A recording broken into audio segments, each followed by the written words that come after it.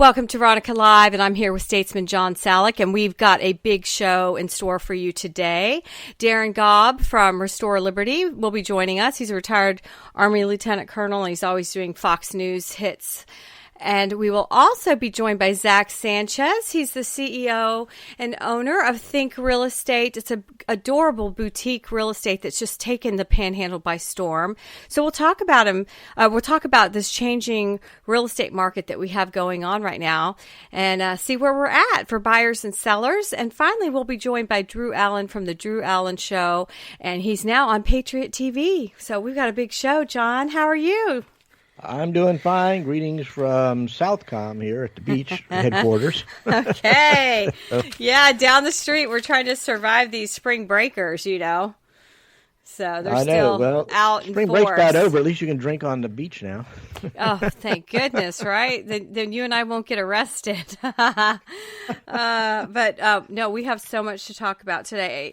It's gone crazy. It's gone crazy. I have to mention that I was hacked on LinkedIn. So the German that put a profile picture on the Bavarian ski slopes with her blonde hair and changed my name and everything on my LinkedIn took over my account fully.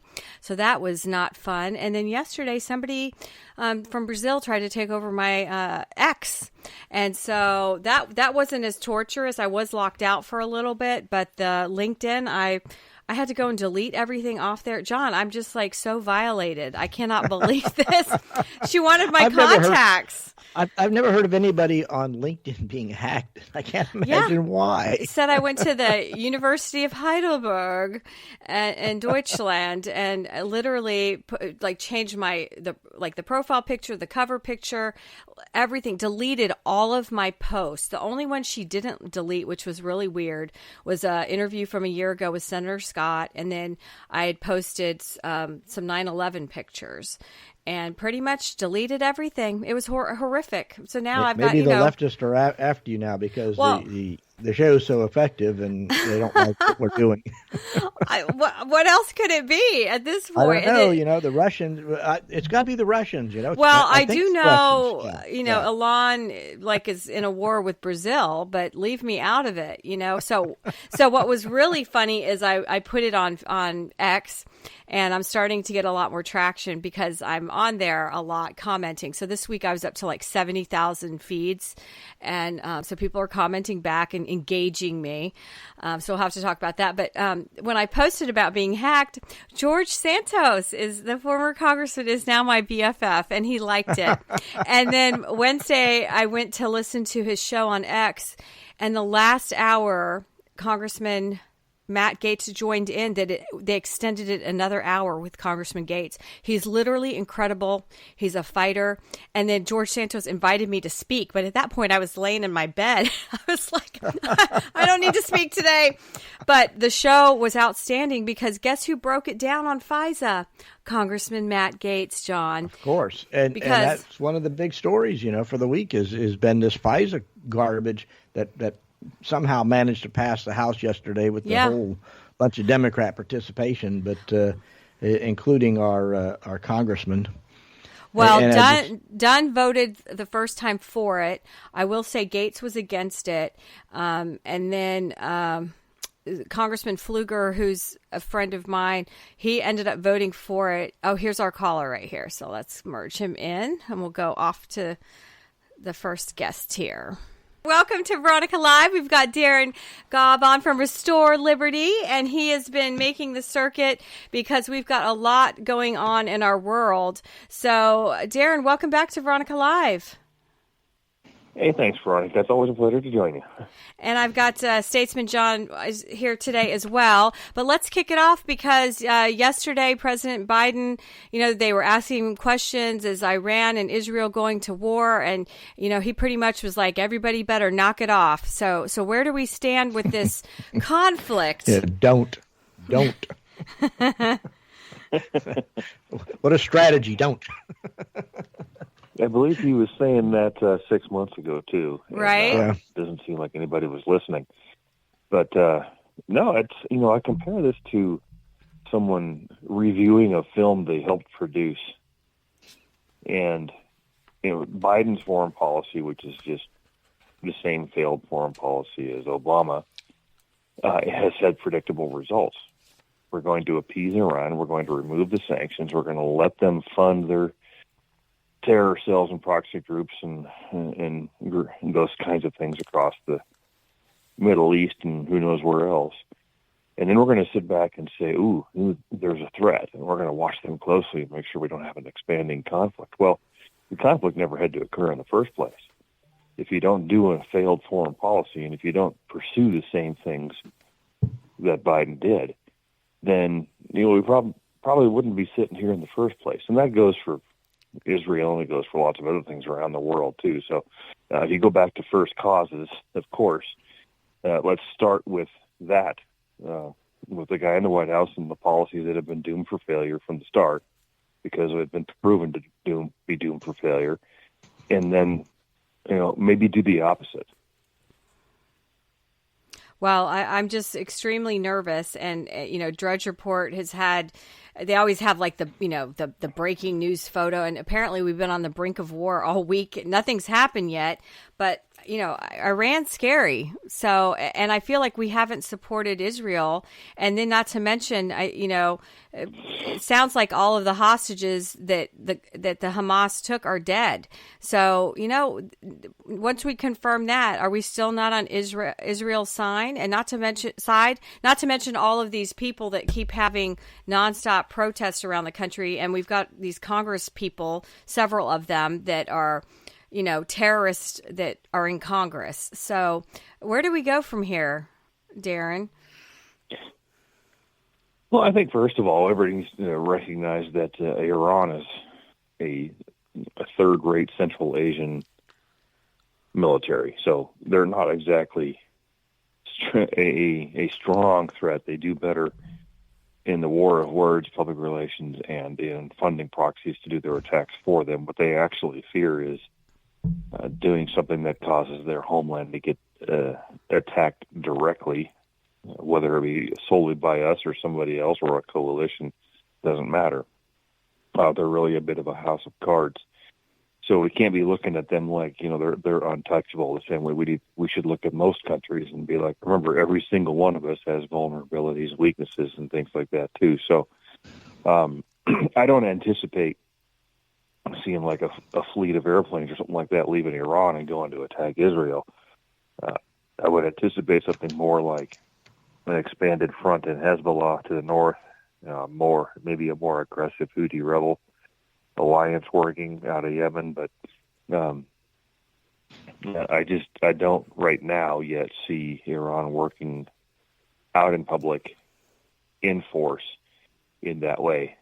Now they could also return I guess Israel's favor in some ways, though, and pursue leadership on a small scale with special operations and things like that. But that's always a possibility. So, it's not something we should make any kind of policy on. I guess what I'd be most concerned about is the American forces that are over there with no plan or strategy or purpose, and their exposure to attacks from numerous entities, whether it be Jordan, Iraq, Syria, or elsewhere. So to me, that's definitely a concern. But like you said, also what's concerning is that Biden, every time he turns around, he's publicly going after Israel, saying things that should be said behind closed doors. And if you're going to make negative comments like that, sometimes maybe those kinds of things don't have to happen in public. They can happen. We don't have to agree on everything, but they should sometimes be behind closed doors while we show actual unity in public the way it should be done. And that's another failure of a person who he's really never had to actually deal with consequences of decisions his entire life. And now he is. So true. Yeah. So Darin, one of the big stories this week was the FISA renewal. And I'm kind of on the side of, they need to do something else and rethink that whole program. And I just look at, it's basically, and I go back to when the Patriot Act passed, I was very much against that because I don't believe in trading our liberty for safety. I mean, that's typical of a scoundrel government, saying we'll make you safe, but you have to give up your liberty to be safe. And they came back, and what they passed yesterday was basically the same thing.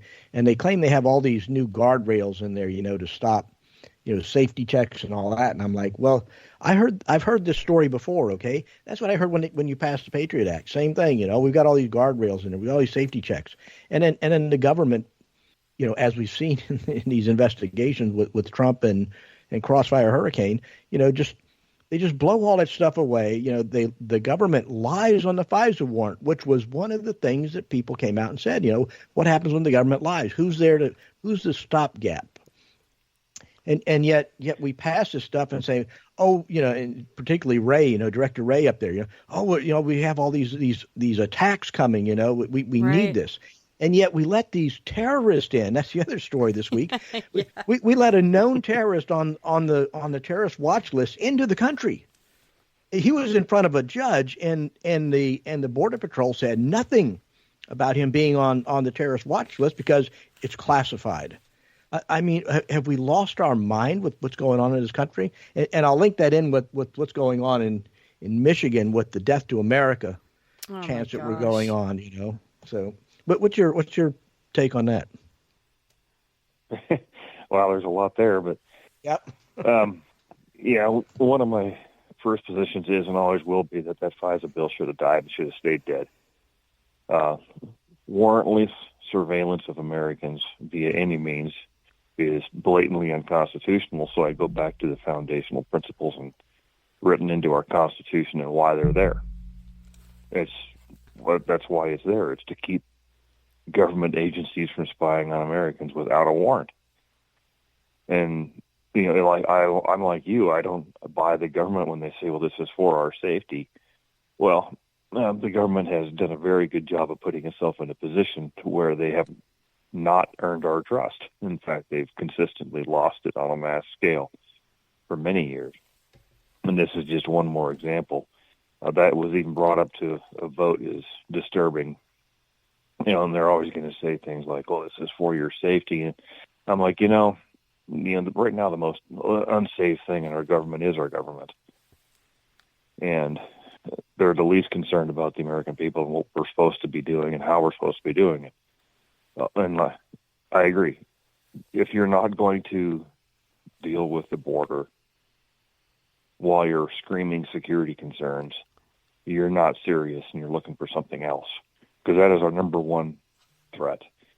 And yes, we had one known terrorist on a watch list that got into a courtroom, but there are hundreds of unknown terrorists that have crossed that border, and thousands and millions of people who will change the shape and nature of our culture and our nation because it's inevitable that it has to happen. So anybody who ever says anything to me about how this has to be done for our national security, but is also willing to let the border go the way it is, they're not serious, or they're just so completely clueless or uneducated that they shouldn't be making decisions in the first place. So I wish this FISA thing had died and stayed there. Well, do you feel, because it was the FBI Director Ray, he came out waving that flag, and a lot of my people live in New York City, so I sent that off to them. I'm just so concerned with all of the border issues, and truly, hopefully Americans are awake, and that's their number one issue for the November elections is our security. Do you think this was BS that he was waving this flag, stark warning about the threat level for America? Because we're, attack is just going to happen at any second.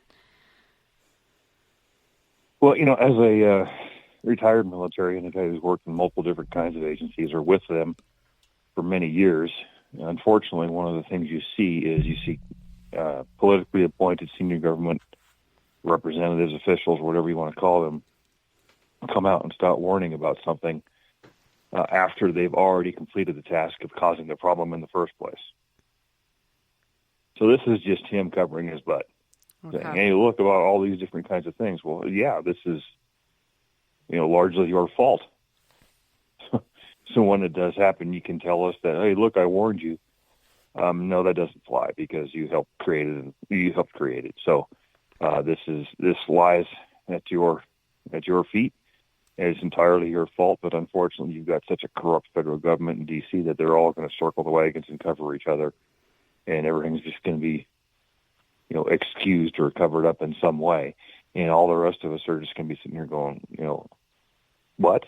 It doesn't make any sense. Well, that's what I don't like about all of this stuff, whether it's the FBI, CIA, or anything else. They always decide at some point to start warning the American people about something that they caused in the first place. Very true. Now, the other hot global issue is, Blinken flying around, and now he's invited Ukraine to join NATO, and that was the supposed red line for Putin. And so those are the other stories that, again, we're on the brink of World War III, So how are you seeing this? I think Biden's definitely checked out, because if you saw the footage of him with the Prime Minister of Japan, it was, the state dinner, it was past his nap time. He was a deer in headlights, totally out of it. And then on the field with the military ceremony, the Marines holding him like he's, come on, little toddler Biden, let's go. I mean, so Biden's checked out. Blinken doesn't seem to be, and now we've opened this, are they trying to have war so that they can take November? So, oh my gosh, I'm just so upset, Darin. Help me out. Yeah, I think you get more activity out of a mannequin than you would him. But with Ukraine, this is something that's been on our radar for a very long time, and people that have worked within national strategies and geopolitical concerns. First of all, Ukraine didn't qualify to even be in NATO, and that's been going back at least a decade or longer, for the sake of argument. And the reason why they didn't qualify to be in NATO was because they had disputed boundaries, and that's one of the chief concerns about any member nation that seeks to be part of NATO. So they couldn't have been part of it anyways, and all Putin was looking for was an assurance from the United States that we wouldn't pursue voting them in and bypassing all the rules we helped put in place in the first place. Well, clearly we didn't do that, so that's when Putin said, well, I'm not going to have NATO continue to encroach upon the countries in Eastern Europe, which we also, by the way, promised never would be in NATO. And so Putin has constantly seen the West, and specifically the United States, violate the promises that we gave. I'm no Putin sympathizer. I know he's a thug, but so is Zelensky. Mm-hmm. So let's be honest what this is. This is just two thug boxers in the boxing ring punching each other, and unfortunately innocent people suffer as a result. Now that Blinken, who just another D.C. person who constantly likes to fail and do bad things, is traveling around saying we're going to put NATO in, let Ukraine join NATO. Well, if they didn't qualify before, they certainly don't qualify now. For many reasons, more than just borders, and we're talking about banking and child trafficking and all this stuff. Well, then, of course, one wonders if the United States qualifies to be in NATO anymore either, but well, we don't have anyone's back, so they're probably going to kick us out next. Oh, they need our money. Otherwise, yeah. Yeah, they need our money. That's exactly right. They need our money. Okay, so we're the pimp. We're actually the pimp here. Yeah. Well, so the other thing I wanted to ask you about was, and the Dems are still reeling from this, is Trump came out and kind of on the abortion issue said we're leaving it at the state level and where it should be. And still Kamala this week is on her Let's Kill Baby tour around the country. So they're still reeling from this. I mean, as a pro-lifer, I know you are one. John and I are huge pro-lifers, but I really want to win this election so we can fight for life. And I think that was the right answer for right now, So I wanted your thoughts on that. Well, I think it comes down to the president has read the 10th Amendment of the Constitution. And that if something isn't addressed at the federal level, that it hasn't been delegated to them as a power we want them to manage, then it belongs to the states to decide. So, I guess setting aside that whole, uniqueness of this issue, it does belong at the state level. I think that should be fairly clear, and that's a better practice. Of course, I think we would all agree that the whole thing violates the Constitution, because I believe in the Constitution it says something about the life, liberty, and the pursuit of happiness, and life is listed first for a reason. But I think the fight's at the right level because we're diffusing the risk. Imagine if one decision was made at the federal level that affected the entire country, like Roe v. Wade again, which didn't have to, but it did. Then our nation would have zero rights to go forth asking, God bless America, and God would be saying why. Yeah, and what I liked about Trump's statement was the fact that he turned it around on the Democrats, and basically they want, and he used the correct wording, about what it was, that how savage it was that they were murdering, innocent children, that even after they're born, that they could still, kill them, and it was refreshing to hear that kind of language being used. And putting it back on the Democrats about how extreme they are, because, they always come back and say, oh, well, rape and incest and all this stuff is always their first argument. And Trump's like, no, it's not. Turn it around. And it's like they want to be able to kill babies even after they're born. And so I think he was framing it correctly.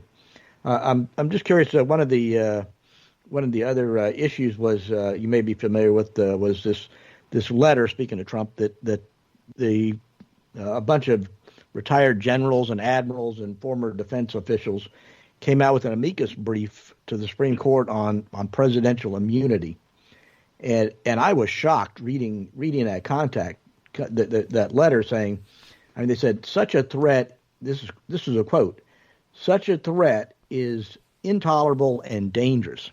Now, this is coming from former military people, and is this the thinking in our Department of Defense? I mean, that is dangerous to our society and our form of government to say intolerable. When the military says intolerable, that means, hey, we can take action to fix intolerable. And that's what I'm incredibly concerned about this. I mean, even Mark Esper said this was completely inappropriate. Yeah, I guess one of the things that most disappoints me frequently is the community that I come from, and how many of them have shown that they're willing to discard the Constitution that they took an oath to support, which is why I tend to hold them to account more than almost anybody else. And I also find it completely inappropriate, and especially as a president seems to surround himself with immunity by different means, like the Department of Justice covering him and all kinds of things like that. But, yep. Typically what I tell people is, when someone's doing that, you better go check their investments. Yeah. A lot of general officers are part of the revolving door culture, which, they take their uniform off one day, the next day they're making a lot of money for General Dynamics or Lockheed. And basically their marching orders come from the military-industrial complex. And that's where the big paychecks come from, too, as a result, because they're seeking the influence.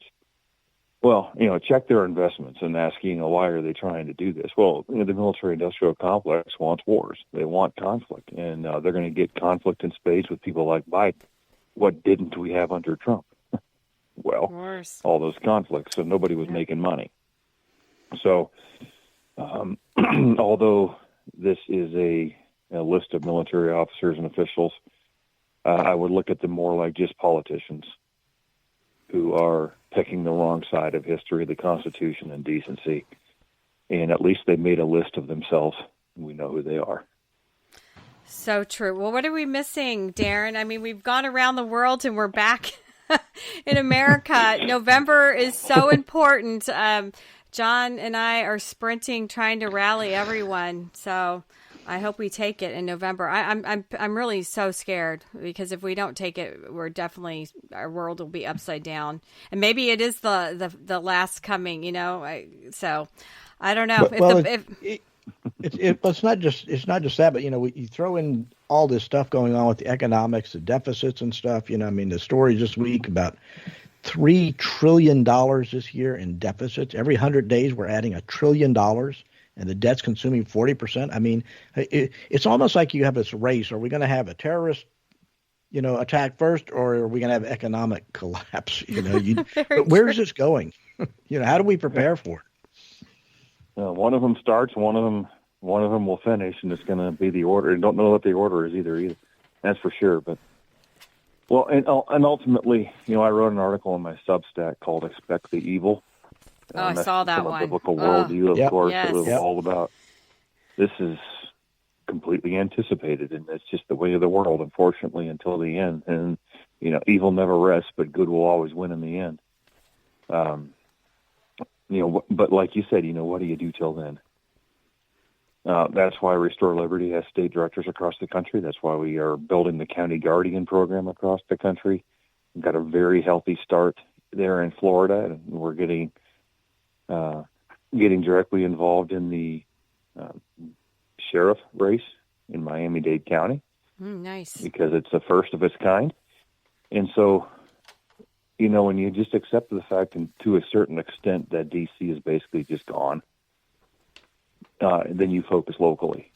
But you build a national organization to create the teamwork and the framework around how you focus locally and learn from each other and learn who's good and who's bad and all that kind of stuff. And the County Guardian program is there also to expect a societal collapse, not wish for it, not push it, but if it happens, generally because of national debt, history teaches us that, that leaves a power vacuum in a national collapse. And typically what happens is bad people try to take the throne, I guess you could say. And we're building a process and a team that says, no, we're not going to let that happen. If we do deal with a collapse, we're going to go back to the founding documents we have that are based on biblical principles and reestablish our governance based on what we already have. And the whole time hoping we don't have to. But if we do, it will not be somebody who's a thug. Yeah. Well, we've got it. And that's and I like your approach with the sheriffs in Florida because they are constitutional officers. And I know, like our sheriff, somebody came out with a, hey, we're going to seize your guns thing. I guarantee you he would not have any part of enforcing it. Because he's like, you're going to seize it from the barrel, officer. and good luck. Right. And he would be behind that. Well, Darin, it's always a pleasure. And yes, we can find all of your stuff on Substack and then restore-liberty.org. You guys are on Facebook, and we'll have you back because, the world, it's just crazy. And we need you to help give us clarity on all these issues. And November matters. So thanks for joining us, Darin. Well, thank you. You guys both have a blessed day. All right, and we'll be right back on Veronica Live. Welcome back to Veronica Live, and we are here with Zack Sanchez. He is the CEO of Think Real Estate. It has taken the Panhandle by storm. You drive around here where John and I live, and Zack knows how to show domination with Think everywhere. Zack, welcome to Veronica Live. Well, good morning. Thank you so much for having me on the show. It's an honor and a pleasure. Well, I've been such a fan of yours, and you were just anywhere you go, you light up the room. But I know this boutique real estate, you guys truly dominate. So before we get into the business, I want to, I was reading up on you on the Think website, and I didn't realize that you actually graduated from college at 19. And so tell us your start into real estate, and I'm so impressed already. Yeah, no, absolutely. I was homeschooled until the 10th grade, and then I went to Mosley High School here locally. And, I always had that entrepreneurship in me. And so I didn't really want to go to college, actually. My mom made me go to college. Okay. I used to always joke, if Bill Gates didn't go to college, I don't go to college. I used to think I was that smart, But, so my mom made me, so I said, well, if I'm going to do that, I'm going to do it as fast as possible. So, I dual enrolled all the classes I could get, and I was able to graduate from Florida State University with a business degree at 19. So it really helped me get into the business world early. But now that I'm older, I'm like, man, I should have stayed a kid a little bit longer, Well, and reading about you, it said that at 15, you bought your first piece of property to build a spec home. What the heck's going on there? How did you do that? Yeah, there's a book called Rich Dad, Poor Dad that a lot of people know about, but I recommend if you ever want to get into real estate or just business in general. And I read that when I was about 12 years old, and every time I would talk to somebody that would have a little bit of wealth in them, every single person I talked to had real estate in their portfolio. Mm-hmm. And so as I started talking to them and listening to them, I was like, man, everybody's got real estate in their portfolio, if they're decently wealthy. And so, it was my time to I was 15, and I was trying to get me a convertible Mustang. I wanted to be cool, so I was about to drive. And my dad said, well, I'll tell you what, we can either buy you a fancy, nice car, or we can help you buy a piece of land. We'll go halves with you. And I said, well, that's a hard choice to make. Impress the girls with the convertible Mustang or buy a piece of dirt. But I said, Dad, you're a wise man, so I'll follow your instinct here. And so I was able to do that when I was 15, and then a few years later, when I was 18, got out of high school, he helped me build a house from the ground up, and that's really what helped me learn all about real estate. And what did your parents? What did they do for work, Zach? Yeah, so my dad, he had a pool cleaning business and a landscaping business and a restaurant. And so he had a pool cleaning business, and then from when I was about 13 until I was about 22, I think it was, we had a restaurant on 15th Street called Chula's. And okay, that's I remember seeing that. Yeah, so that's kind of what my parents did, and that's where I kind of got my knack for talking to people.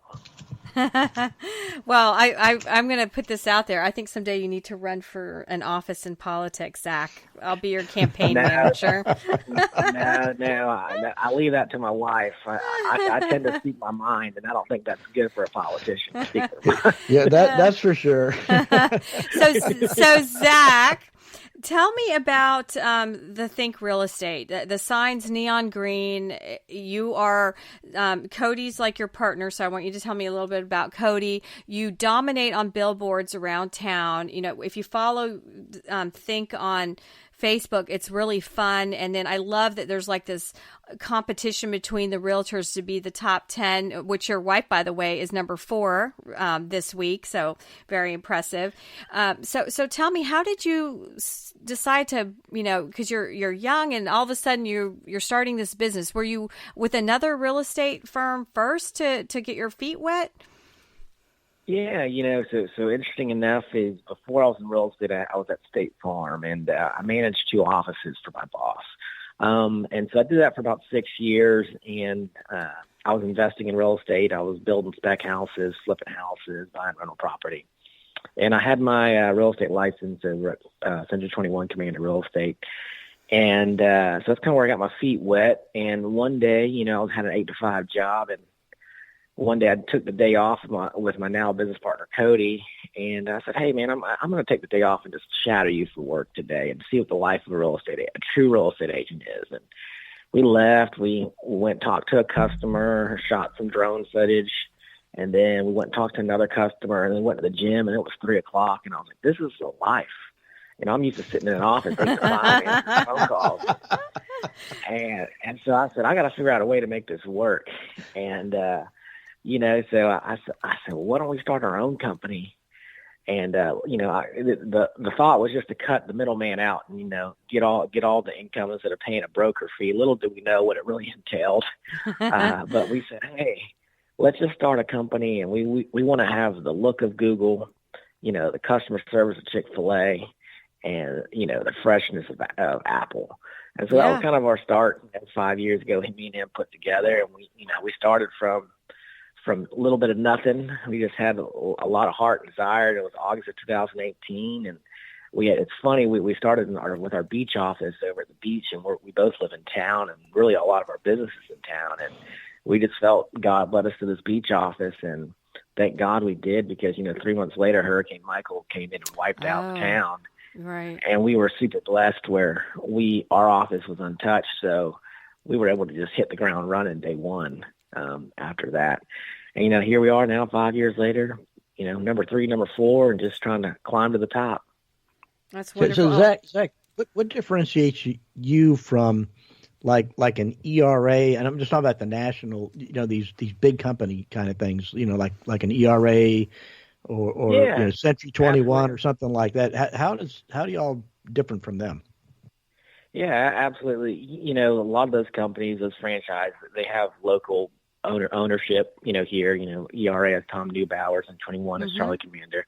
They're all great people, great local people. I like to say, with us being local and Cody and I being young and hungry, our ears to the ground, and because we're not a franchise, we have a lot more flexibility in what we can do.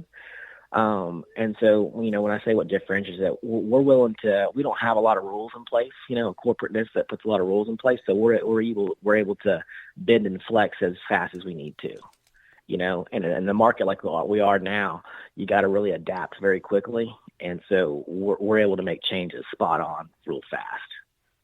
And how many people? How many people? The other one is, go ahead, John.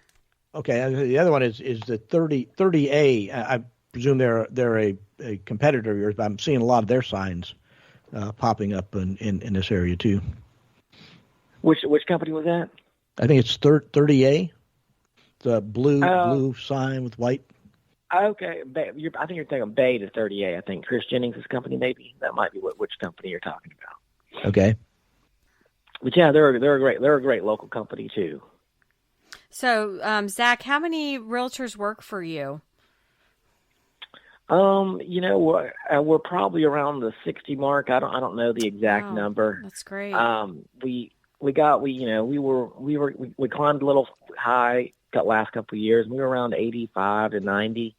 And, we kind of realized with our business model, it might, we wanted to be the elite brokerage where our average sales volume per agent was higher. And so we put some minimum sales in place, and so we kind of shrunk that number down a little bit so that we could help, grow us in a little bit different light.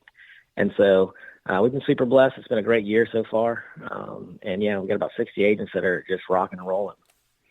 So how does your business model fit in? I know when I was looking for a farm up in Georgia, I spent a lot of time on Zillow, searching for places for sale and stuff. Is that kind of altered the broker seller buyer kind of relationship for things like that? Yeah. I know with the MLS you've had that government settlement, on commissions and stuff. We talk about that in a little bit, but I'm just curious from a technology standpoint, how does the internet play with your business? Yeah, it changes your business a little bit on how you got to adapt and talk to your customers, because if they're smart, they can find out 80% of what you can because of technology. The sites that I go to look up flood zone, you can look up. The sites that I go to pull your deed, you can go to. The sites I go to pull all, measurements of certain things, you can go to. And so a lot of the technology helps where the customer can, be very informed about the product just as fast as you. And so that's where technology really helps you. But also technology with it can be inaccurate sometimes. So that's where your local expertise comes in for something like us. Because the data is only as good as the person inputting it. I tell them. I understand that. I get these letters all the time, with these ridiculously lowball offers for my farm, like a quarter of the value or whatever. And it's like, and I tell them, it's like, yeah, it's for sale for $1.5 million if you want to buy it. But then everything's got a price on it. Yeah, exactly. And then they're like, well, but you're crazy. And it's like, well, I just built a house that cost, $500,000 on it. So why would I want to sell it to you for $100,000? It's, I don't know where they get the information from, but it's just, it's getting irritating, but, and I guess that's just another form of entrepreneurship, but it's just like people are using all this publicly available information to go out and just to bother us. Bother us. Yeah. So, Zack, what have you learned now that you've been, you've got all these people working for you, it's been 5 years. What have you learned from that? I mean, and your leadership style, because I've come over and visited you at your Zack at your Think business here on 77, and like the vibe, it's just so fun and modern, and I loved everything about it. So, what have you learned as a business owner? Overseeing all these people and getting this off the ground, and now you've got 5 years under your belt. Yeah, we're learning every day, but I think the main thing that I've learned over the past few years is your people are everything, and how they feel about you and how their lives are going are super important. And so, I tell people, we us as leaders of the company, we may sell real estate, we may have a real estate company, but really our job is just to really make sure we're taking care of our people and making sure they're being fed in the proper way.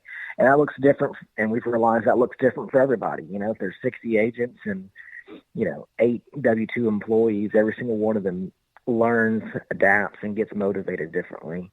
And so we've just learned to really cater our business to every single type of personality. We always joke in our business, my brain operates more towards like an engineer, where I'm very methodical, very calculated. And my business partner, Cody, he's a people's person. He don't want to talk about a profit and loss statement. That'll just, he'll just be like, let's just go to the golf course and just go try to get a new client, But we've learned to adapt to everybody's personality so that we're not just putting everybody in a cookie cutter spot and making sure that everybody's on the right seat of the bus. I think that's probably been the key thing, is learning who should be on the bus and then are you on the right seat of the bus. And do you have a leadership style because you're so approachable? You're definitely, you're not a General Patton. I'm not afraid to talk to you. Do you have a philosophy or motto that you follow? Yeah, I always joke with people. I always try to have a 70-30 mix where I'm 70% nice and 30% you should be a little scared of me. And it's not that I want you to be too. It's just a lot of times I've learned that, there's a phrase that I tell my team every day is we never get comfortable with each other, because comfortability is where mistakes happen. And that's a dangerous spot to be. And so, whether, it's in your marriage or friendships, comfortability is where you tend to overstep those lines. And so I always tell them, hey, there's a healthy boundaries we have to set. And so that's kind of been my thing is, hey, be there for the people and show up for your employees and your team's life and ask them, but don't come over to my house every weekend and hang out, let's keep some healthy boundaries, but be there for one another and really support them. And that's been the key, is making sure that whenever you need us, we're there for you. That's nice. And I wanted to ask, go ahead, John. I was going to say, Zack, you've got a lot of realtors, and one of the things when I moved to Bay County a little over 40 years ago, first things I learned, a friend of mine told me that you're going to find everybody in Bay County is a realtor. As kind of like a side years later now. Yeah, it's like a side hustle, and it seems to be the thing. Is being a realtor actually a full-time job? I mean, or is it just kind of a hobby job? I'm just curious about that aspect of it. I would say that first I'd have to tell you there's a difference between a good realtor and a great realtor. And I don't know that you can be a great realtor without being a full-time practitioner. And just the reason being is because there's so much, I'm the broker with 60 employees and still sell all the time. And I have to make sure I'm reading the contract I still read the contract every week and go over it to make sure, and I'm still learning something new, but it's because I'm practicing so much.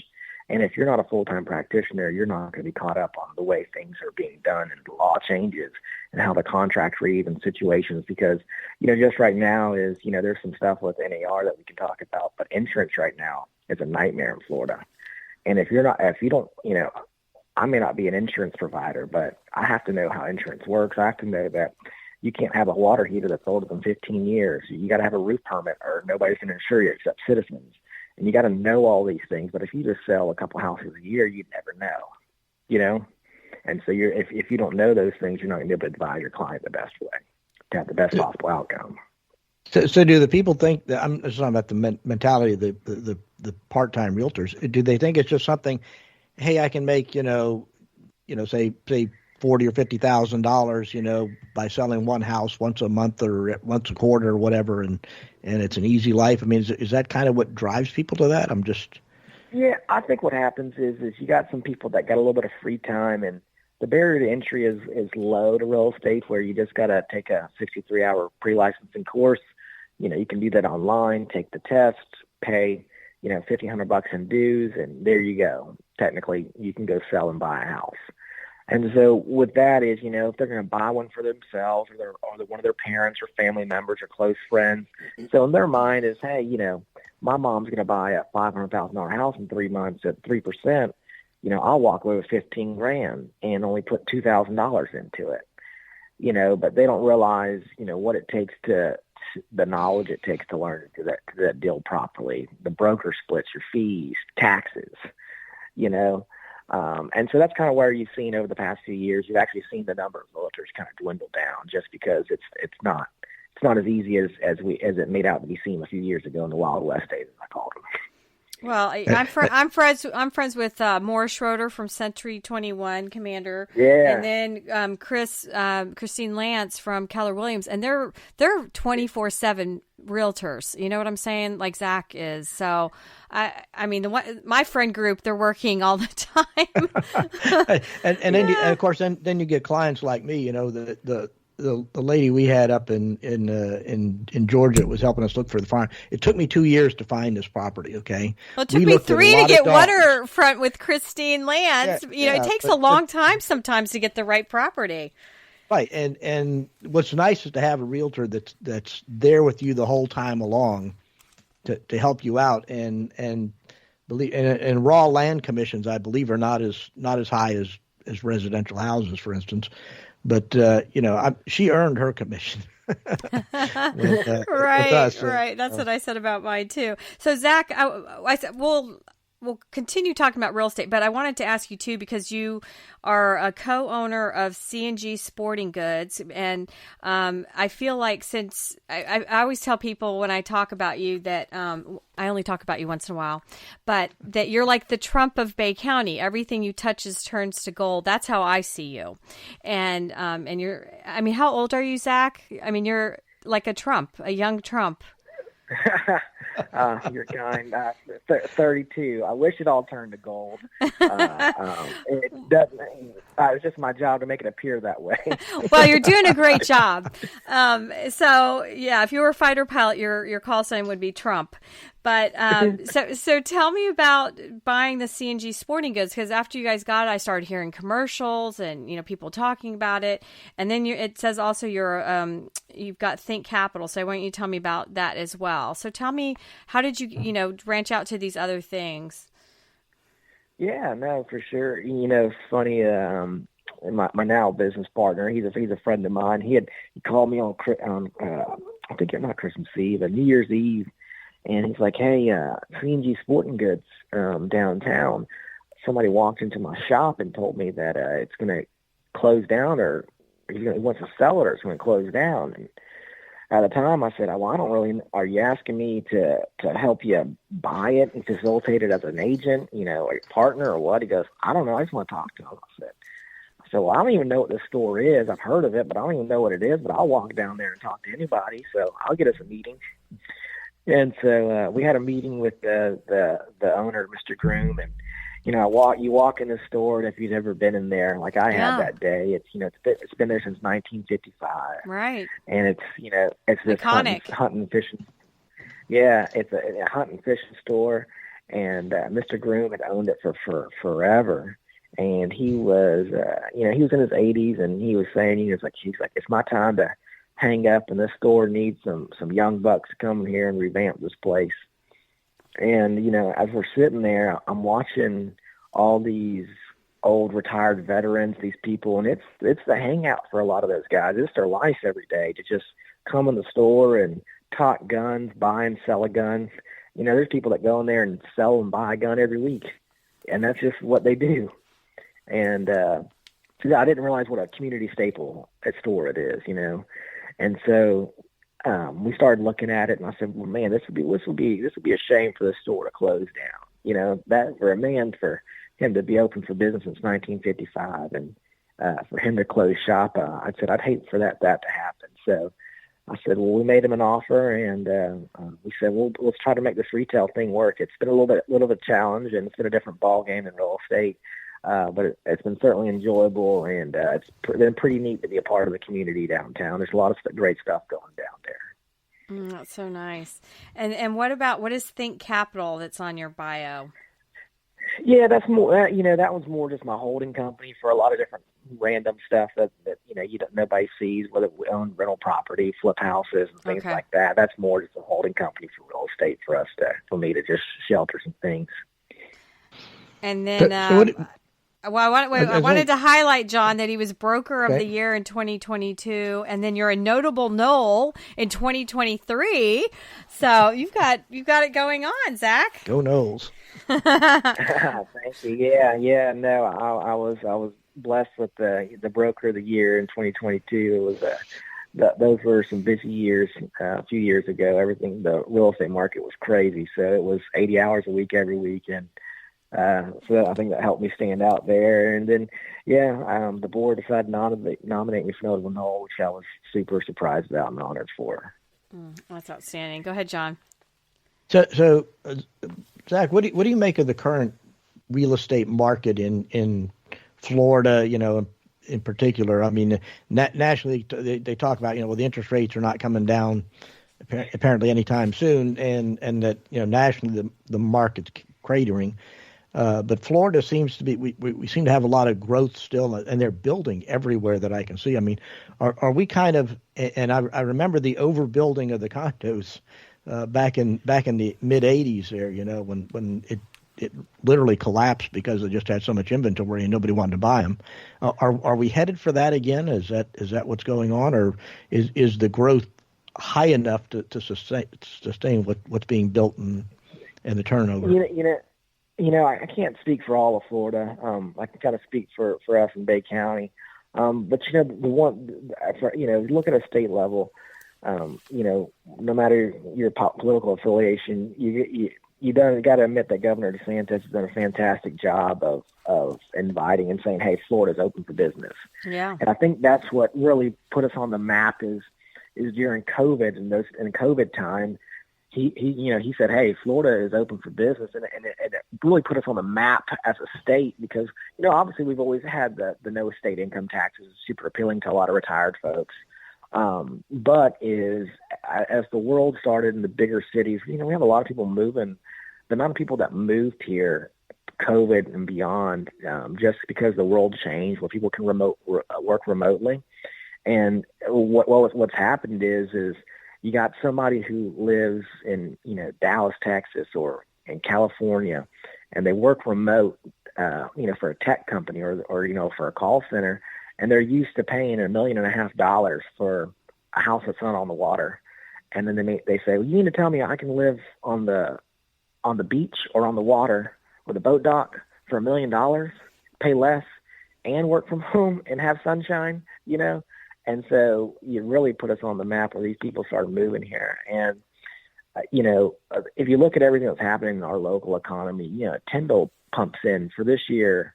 There's a chart that shows that they'll pump in about $74 million with all the rebuilding every month into the local economy. And they'll slowly taper off as it finishes off. But, you got that much being pumped into the local economy from Tyndall Air Force Base. You look at what St. Joe's doing. Margaritaville on Highway 79 has a backlog of two years of a wait list for people to move into Margaritaville. You got Topgolf coming. You got, Dollywood coming. You got so many things happening in our area and so much great. And, our Bay EDA, our chamber, they do a fantastic job of bringing local businesses that are coming, like Central Maloney and things like that, where we're now having a lot more industry jobs as well. And so I think Bay County is really poised for growth. And I don't want to say we're in a bubble, but I really do think we're kind of pretty insulated and protected here from other areas and other markets.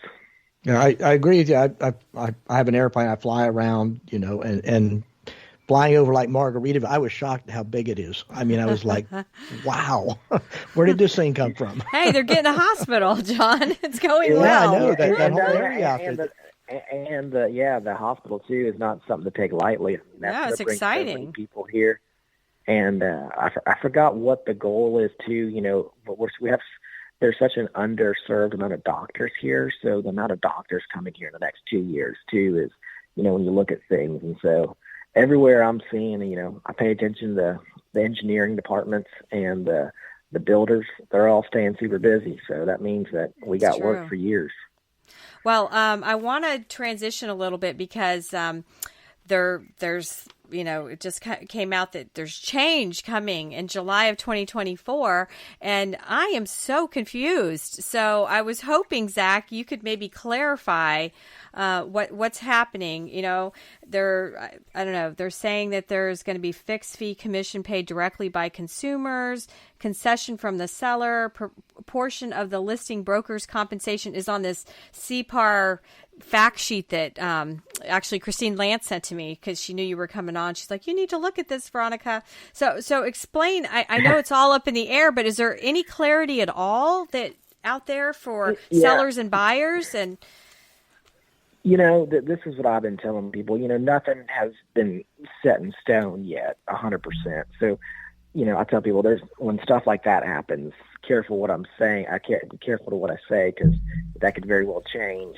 But I think that the main takeaway that I've been telling my team, I've been telling people is the main takeaway from this change is that buyers and sellers need to be educated on compensation for agents.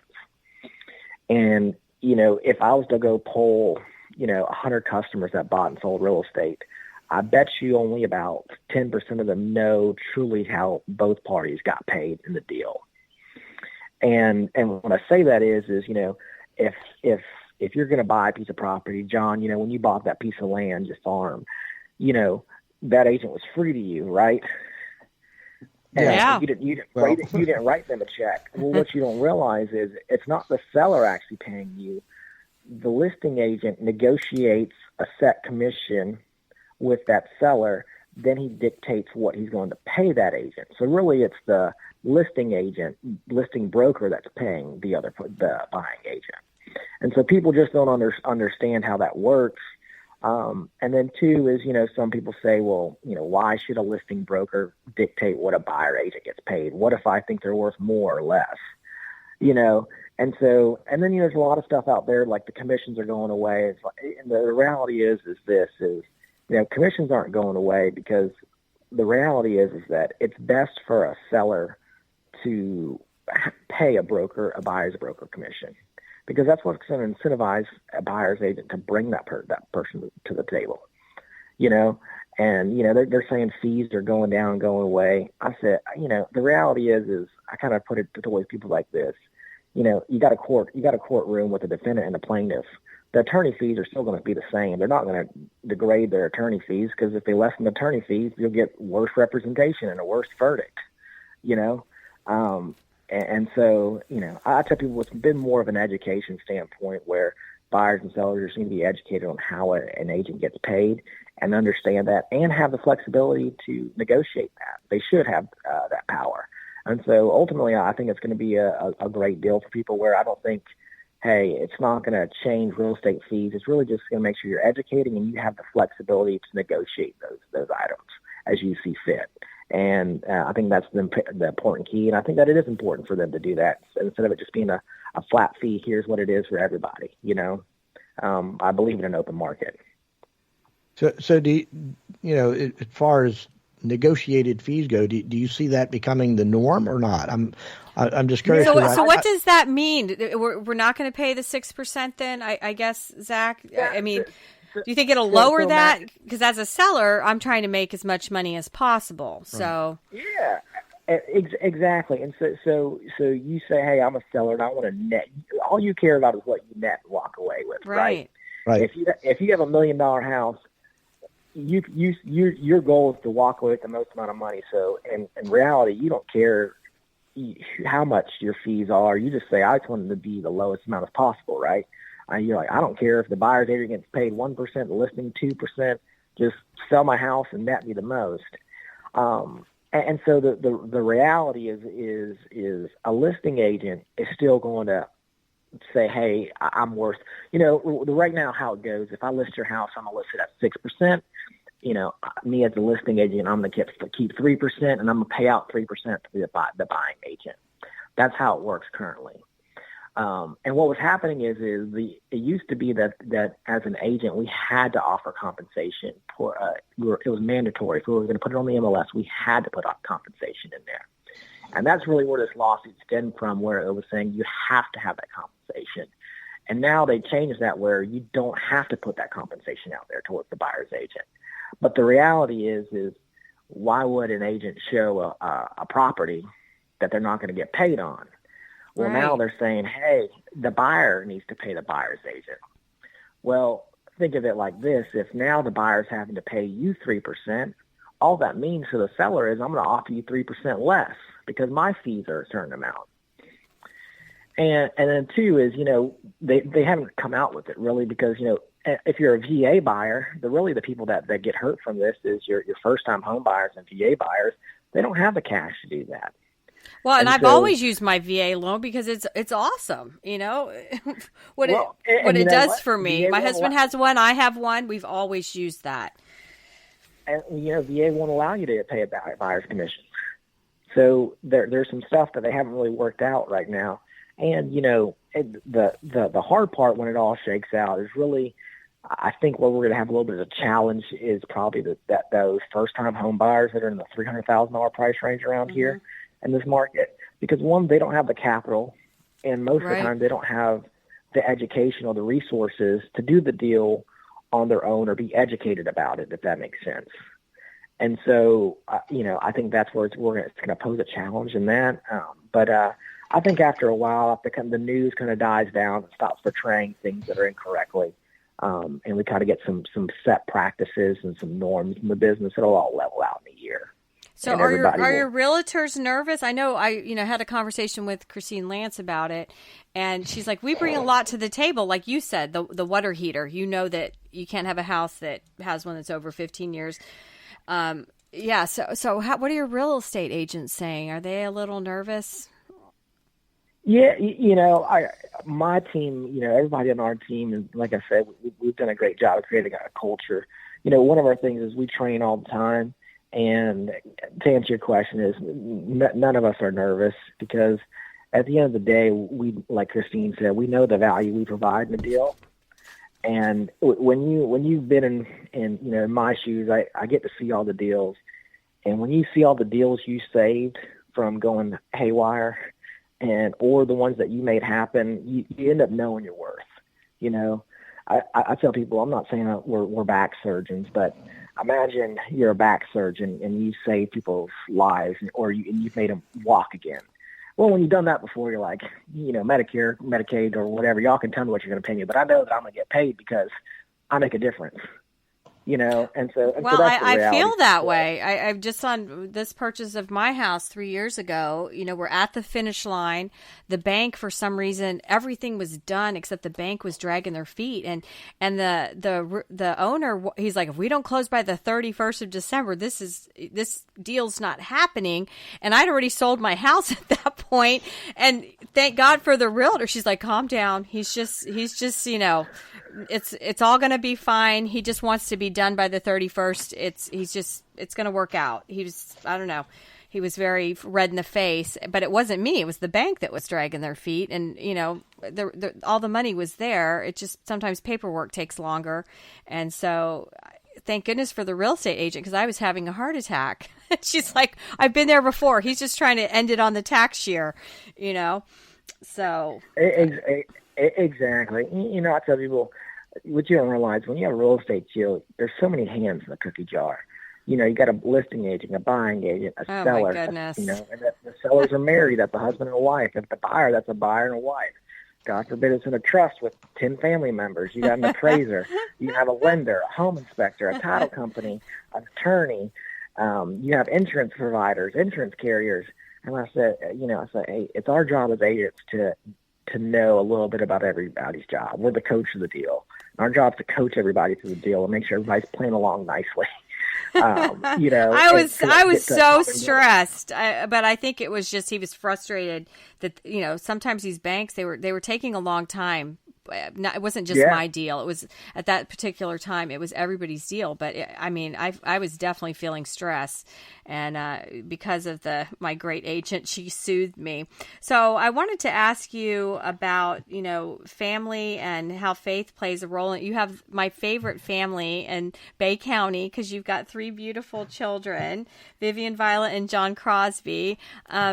So you definitely seem to have the total package there, Zack. I mean, the way I see you and your family, you're just beautiful, and your wife's a real estate agent with you. So, what a great concept having your wife part of the team. Yeah, no, I've been super blessed. My wife Olivia, she's amazing. She does a lot. We got 3 young ones, and between taking care of them and doing real estate, she's knocking out of the park in real estate. She's a top 10 agent every month. And so, it takes both of us, and we've done a great job of just working together towards having a common goal of helping each other out and making sure the family, we put God and the family first. And it's a juggling act, and it's tiring some days. But we make sure, like I said, you put God first and the family after, and work comes after all that. So, and it just all ends up working out. So beautiful. Is there anything we're missing you want people to know? I think, I would advise people to go knock on Think's door, and you guys would be great to represent the buyer or the seller. Yeah, no, I tell people is at the end of the day, I'd love for people to use us as a company, what it's real estate needs, but really, kind of our mission, one of our mission is, our mission statement for our company is for us to positively influence anybody that comes in our path. And so I say that is our job is simply to get out there and be the light, and just, the world's a dark place these days. And so our job is to be the light, and it just takes one act of kindness every day to somebody to have a nice trickle effect. So let's all get there together.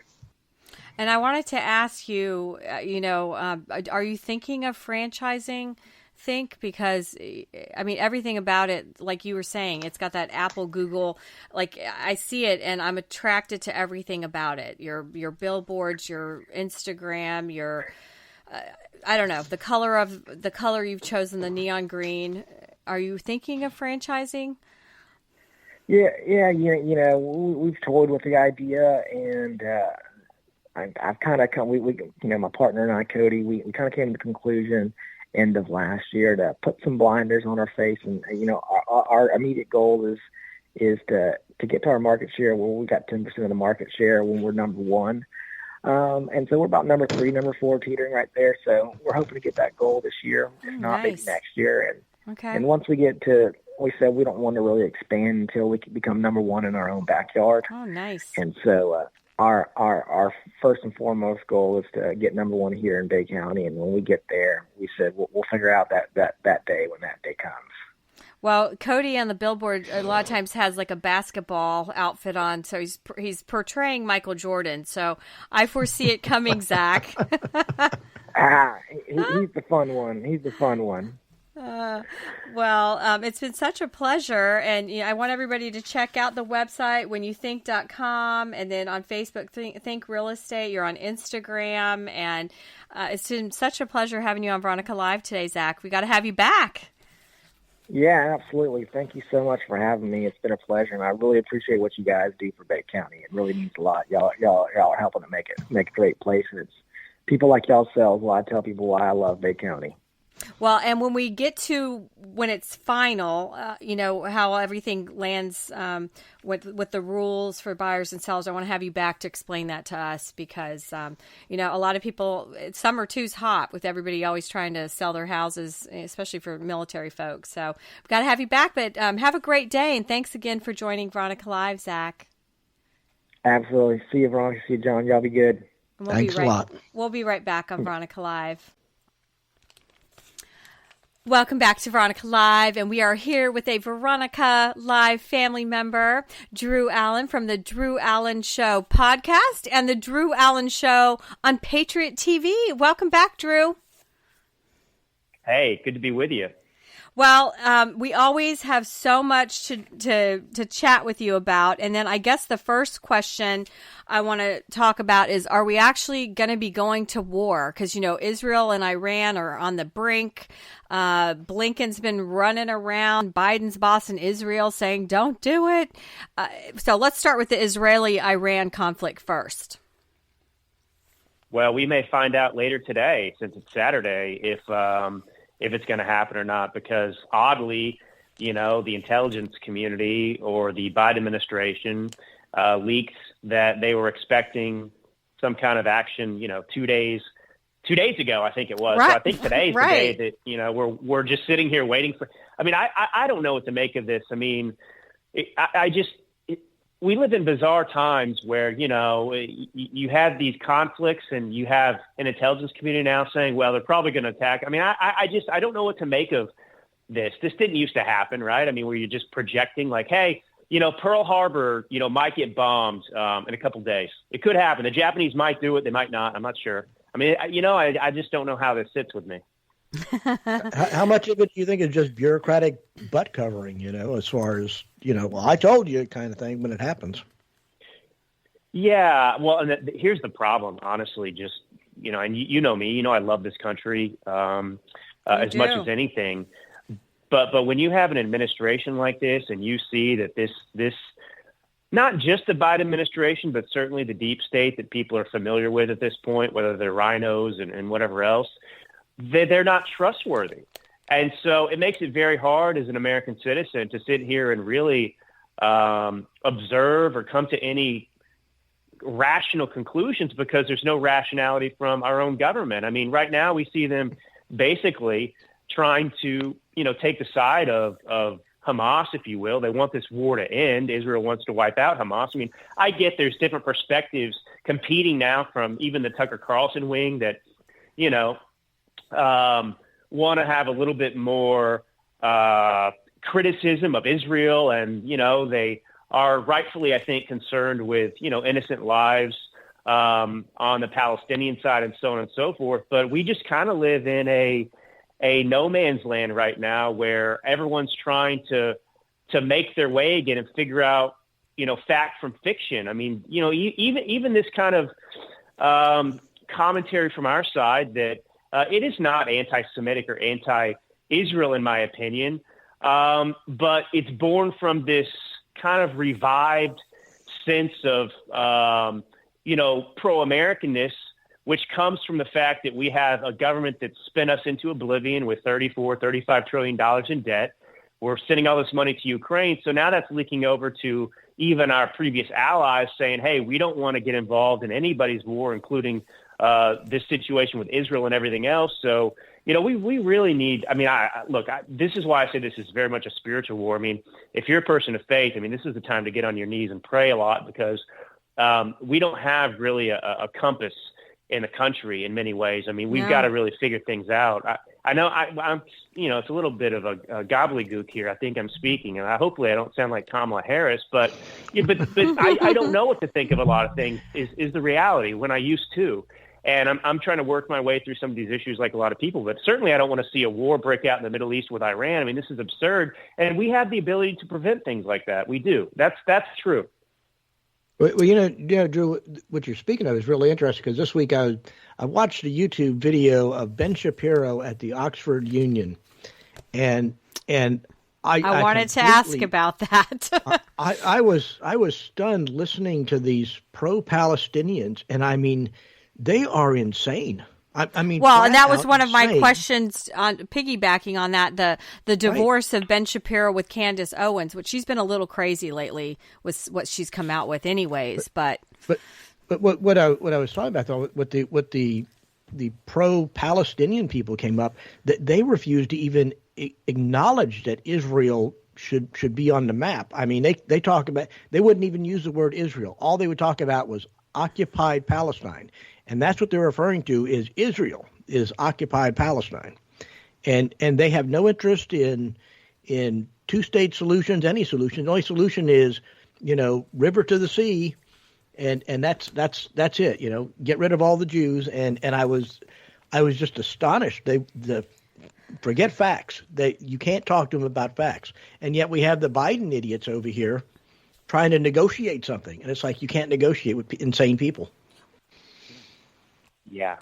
Well, that's exactly right. And, that's the quintessential issue over there with Israel and quote unquote Palestine, is that, that's the attitude of most of the people that live there, and certainly Hamas. I mean, there is no real two-state solution. And the reality is there is a two-state solution, and it's happening right now. Palestine might not be recognized as its own state, if you will, but it's allowed to exist right there next to Israel. So you do have, a two-state solution, and it's not working out because the quote-unquote Palestinians want to wipe Jews off the face of the earth. They are not willing to live side by side with Israel, and so this is the real problem. And, of course, no state, as Israel is, it's a country, is perfect, but I don't think that flaws in the government in Israel, for example, change the reality that they are not barbarians like the quote-unquote Palestinians that, they do want genocide. So I think it's unfair to say that Israel is engaged in genocide right now. I mean, I brought up this analogy a few times. I mean, look, if the Mexican government, which is effectively run by the cartels, if they decided to start firing rockets from Tijuana into San Diego, what would the U.S. response be? Would we just sit back and say, what should the response be? I mean, we would wipe them off the face of the earth if they didn't bend a knee immediately. And that's a situation. So, I mean, I would ask people to try and put, themselves. But they in some of these never other think people's about situations. that. Because if you think about Hamas coming over, it's like a wolf came over, killed all the chickens. Wouldn't you kill the critter that killed all the chickens? You would. And yet you're the bad guy because you want to take out, the animal that killed all the people, which they're saying now that it's sounding like all the hostages have been killed that supposedly they have with this supposed negotiation. And the thing is, it's expanding to America. That this. I'm sure you heard this thing with the Michigan Muslims, where they had the imam or whoever the guy was giving the speech there, talking about how America was complicit because we were enablers of Israel, and then they start shouting "Death to America," and this was in Michigan. I'm like, ship these people. I'm a free speecher, but. Why are these people here? And nobody's assimilating. All of these people, there's no assimilation like back in the day. So our country is just upside down. That's brilliant. So I'm working through, a lot of it's just kind of complicated thoughts I'm trying to get on paper, and I'm working on this new article. And I talk about that in the article, the Dearborn, Michigan incident with immigrants shouting death to America and death to Israel. And you hit the nail on the head. I mean, they're not assimilating. And this is the consequence of Democrat policy and ideas. So, America used to be a melting pot. That's what we called it. And the Democrats conversely believe in, what we call kind of a salad bowl. And this is the salad bowl when you don't assimilate people. And I want people, please, to go and read George Washington's farewell address to the nation because, he was stepping down. It was his second term. He was, he didn't have to do it, but he was tired and he was setting precedent as the first U.S. president. And think about that complicated, worrisome period in American history where we were just a new nation and there were so many obstacles ahead. And he gave all of this amazing advice to the American people, how to hold the nation together that would serve us well in the future. And if you read it, basically all of his advice is not just ignored, but we do the opposite. So, for example, he talks about how patriotism, and pride in our country should be more important to every American citizen than any of the differences, local discriminations he talks about. And now you're talking about a situation where you have immigrants here who are yelling death to America. They have nothing in common with this country. You think these people would be out on July 4th having hot dogs, celebrate? No, but they'll come out for some obscure Al-Quds Day is what it's called. It's like the last Friday of Ramadan, and they'll shout "Death to America." Why are you here? That's what I'm saying. My mother was foreign from Spain, and so when I grew up, we spoke English. My mother didn't. I wasn't raised bilingual. I had to work to become bilingual, and I'm mad about it, but because I think it was she wanted to become fully American. You know what I'm saying? And my father-in-law was Hungarian. He didn't raise his children speaking Hungarian either because English was the language, and they wanted to assimilate and be part of our culture. And so I don't know what it's just death to America. I have a problem with that for sure. Well, how many people have come across the border illegally under this administration that share that view? That's the reality. And, I find it, of course, outrageous. I mean, you've got people in prison right now for January 6th protest, peacefully protesting, and they weren't shouting death to America. And you've got these people that are just able to do it in the streets. And we have allowed this to take place here. And, this is, again, I mean, well, Drew, what about like the LSU women's basketball team? They didn't even do the national anthem for their championship game. I mean, so these aren't even foreigners that we have definitely lost the love of country and what it means to be an American. And that's wrapping yourself around the flag always and the national anthem to start. Yeah. All this is by design, obviously, to, look, patriotism is the greatest bulwark to tyranny. And so if you're totalitarian like Democrats and others in the government and that, just have that attitude because they're evil and they have no God in their lives and they're allowed to succumb to the influence of Satan, in my opinion, at this point, I'm absolutely firm in that belief that it's again, a spiritual battle.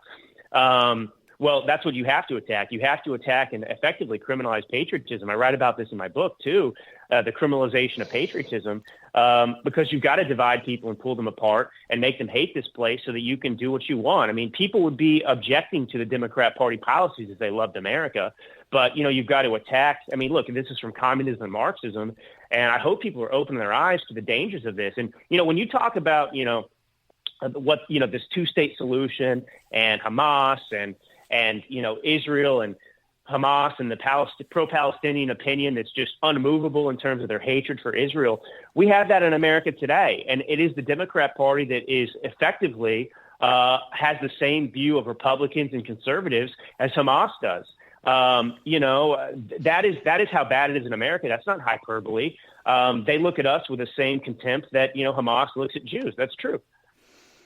Well, you see that with the demonization of the MAGA movement, by the Democrats, and things like American exceptionalism are it's a dim view of that. It's like colonialism, and it's like you don't understand what American exceptionalism is when you demonize it.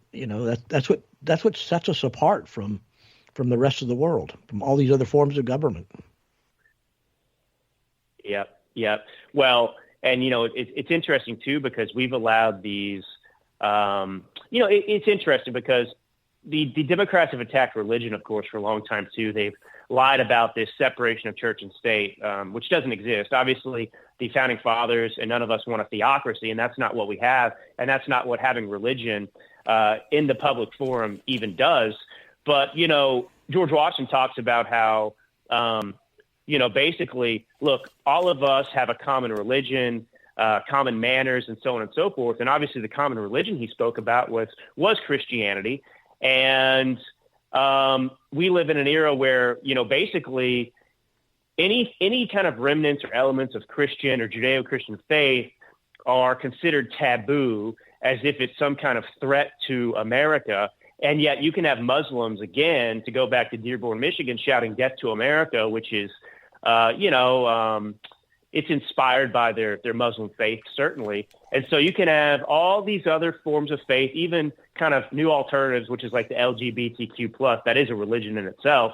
And they're eradicating Christianity from this country. And I'm very honest about this, too. I mean, if we want to restore America, Christians and Christianity has to come back into the picture, because as George Washington, don't take my word for it, take Washington's word for it. I mean, basically, he acknowledged and warned that, basically, morality and the stability of this nation were totally dependent on religion.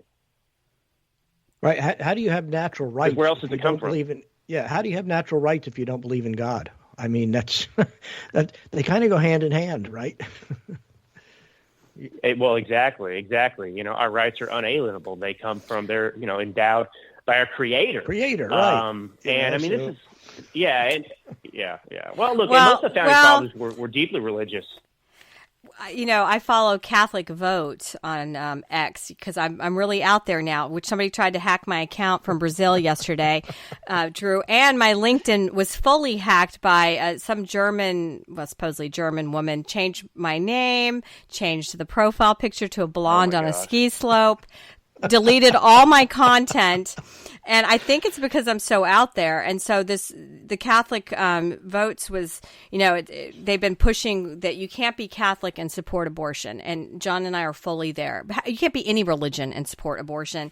And so then this lady responded back that all Catholics, we like guns and we're hypocrites. And so she went after me. And I don't even have MAGA in my X. I just say that I'm a Republican. And so I responded back, I'm a concealed carry Catholic, and I pushed her over the edge that I was a hypocrite. That's funny. But here's a woman fighting me, which I don't fight people because then I'm like, I'm done. But I had to put that out there. But I think religion is definitely lost on all of this. And I don't know how we have these crazy people in our country, but they're in Congress as well as part of the problem, Drew, and we've got a clean house there. And that leads me to the FISA bill, because that has been the hot item. And, so somebody, is it Congressman Burkett, explained it.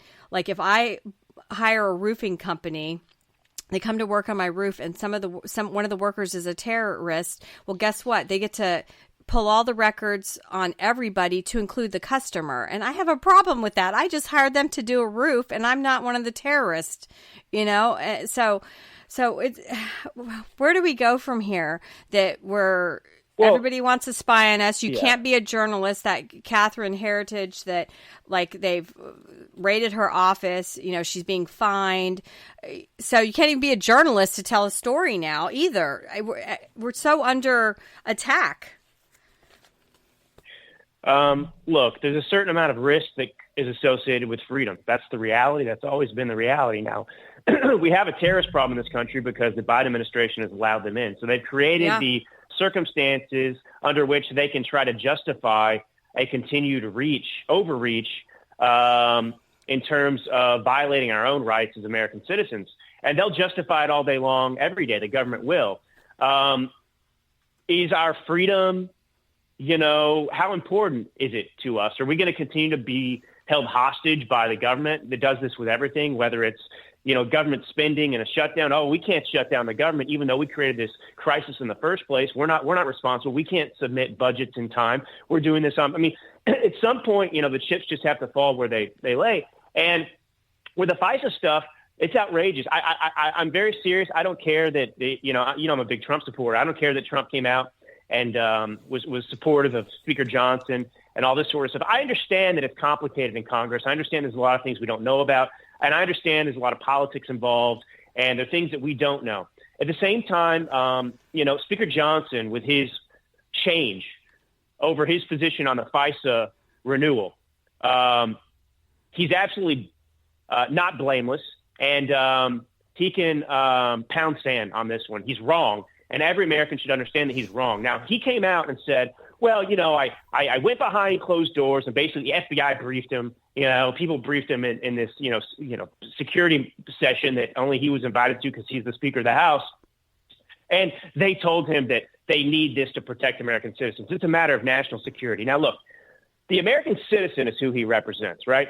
His constituents, that's who he represents. And the American people look at the fact that in 2021, the FBI abused FISA 280,000 times almost to spy improperly on American citizens. We look at how they abused FISA to spy on the Trump campaign via Carter Page. We look at the FBI, and we, the American people, know they are actually an instrument of the totalitarian state. We understand the FBI is not our friend. They can't stop anything. They get reports of transgender people that had gone online and said, I'm going to shoot up the school. And where's the FBI to stop it? Nothing. Nowhere. The FBI is a useless piece of crap. I don't care if they stop one terrorist attack in 30. I mean, I know that sounds extreme, but, you don't reward these people until they get their act together. And they have not. And really, they need to be abolished, broken down, and possibly rebuilt. But, obviously I take American security very seriously. But what Speaker Johnson did is he sided with the deep state over the American people. That's really what this comes down to fundamentally. Because we said we are sick and tired of the FBI. And he went and spoke to the FBI, and they said, oh, no, you've got to do this for us. So he had a decision. Do I go with the FBI or the American people? And he said FBI. Well, I'm friendly with Congressman Pfluger. He's a congressman out of Midland, Texas, a former fighter pilot that flew with my husband. Doug, right?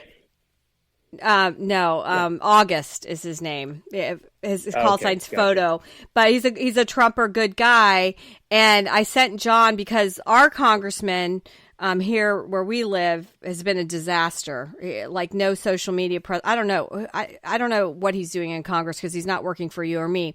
But Photo Pfluger, this congressman, sent out they sent out their little roundup. And I sent it to John this morning because it just came in. And he voted finally to support it because, and I guess Monday, there's another vote on it, in that he's like, we can't just totally do away with it. We need it right now. Even though he voted against it, now he's coming the other way. He said, we'll look at it with the new president and fix it all in the next 2 years, but we need to have it. So maybe there's stuff that you and I don't know about, but I don't need people. I disagree with that 100%. No, that's not true. All these guys are, I'll tell you why they're doing it. There's going to be a terrorist attack at some point, whether the FBI has FISA access or not.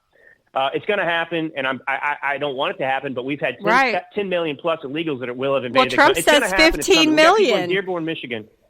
Yeah. So let me tell you what Pfluger here is thinking.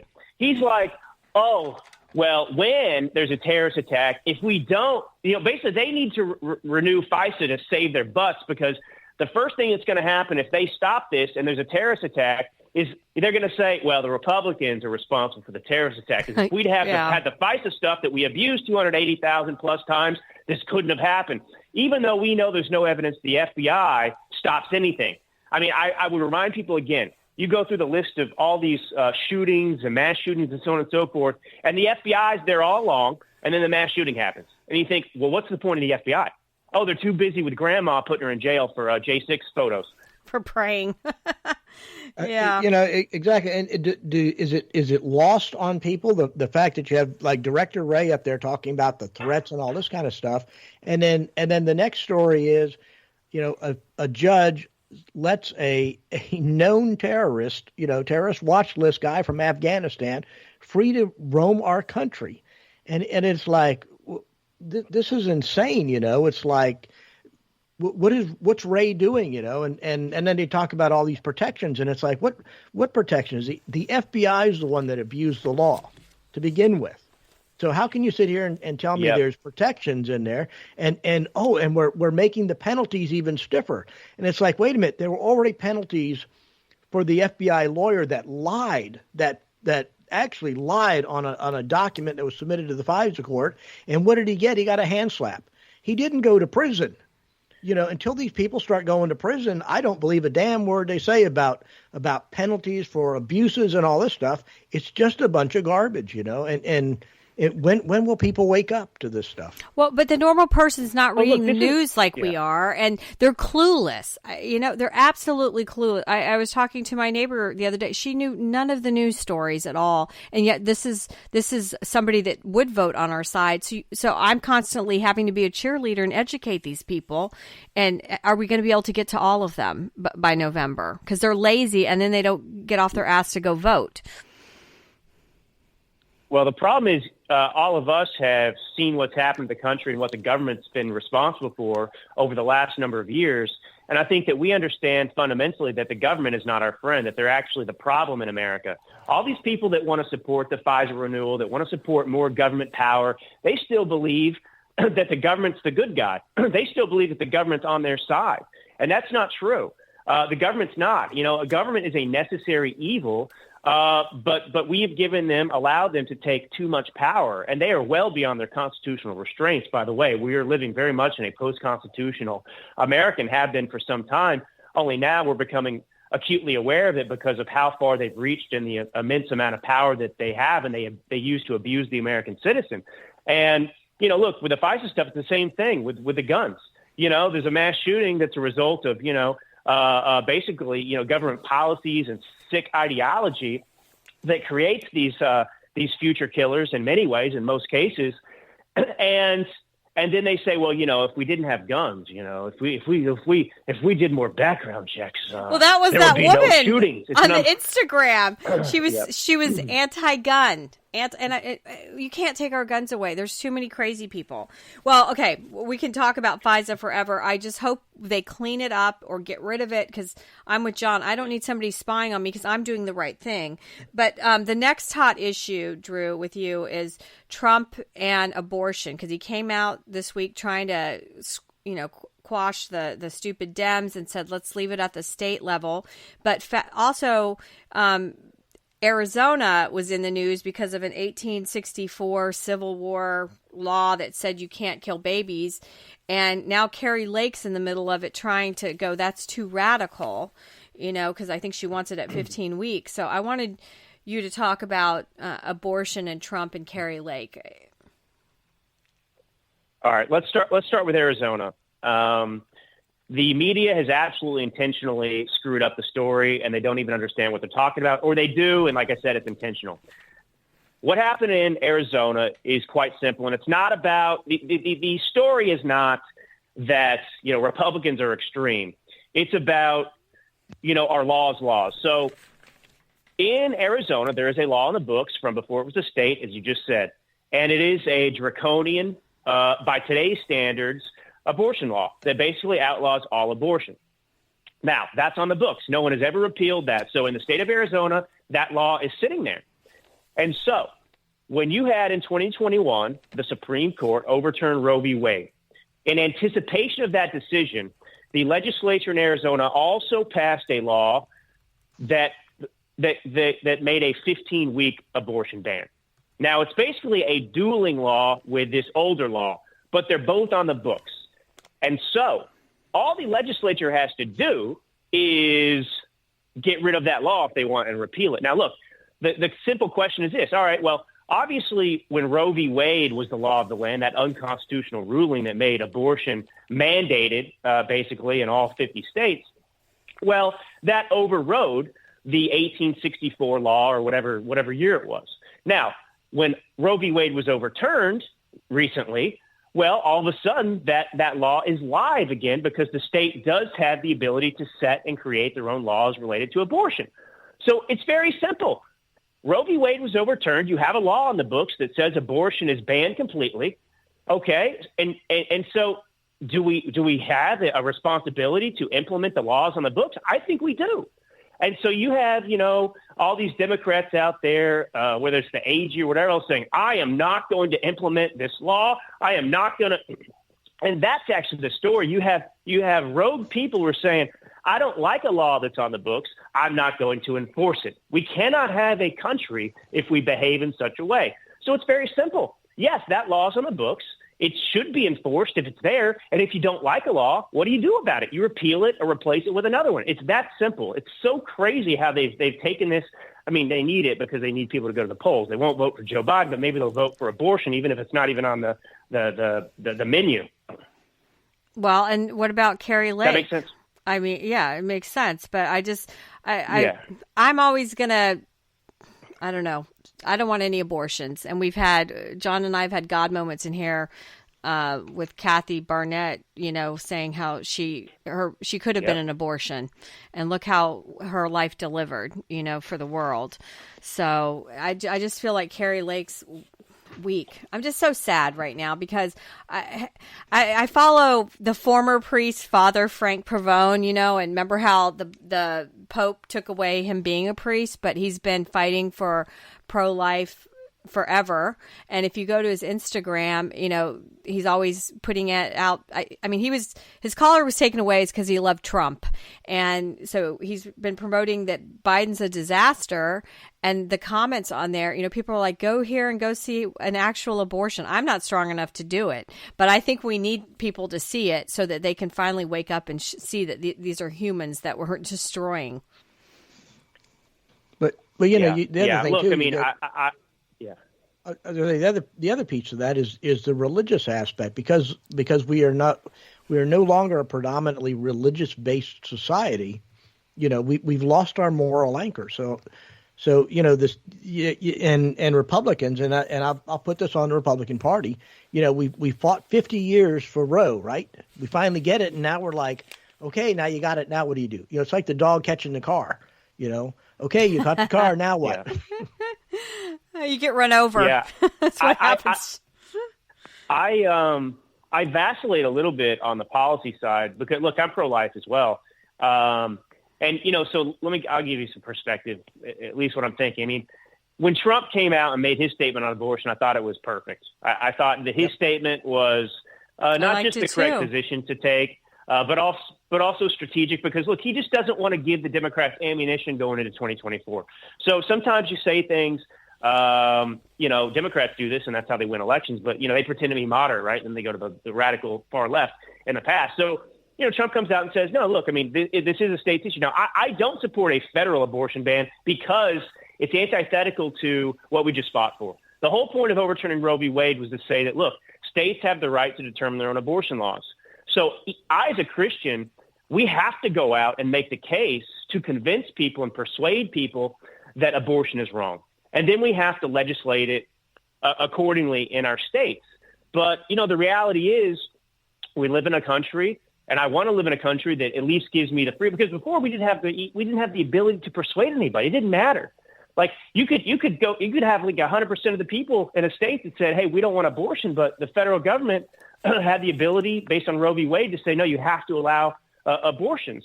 So I'm comfortable living in a country where I can at least have the ability to change that.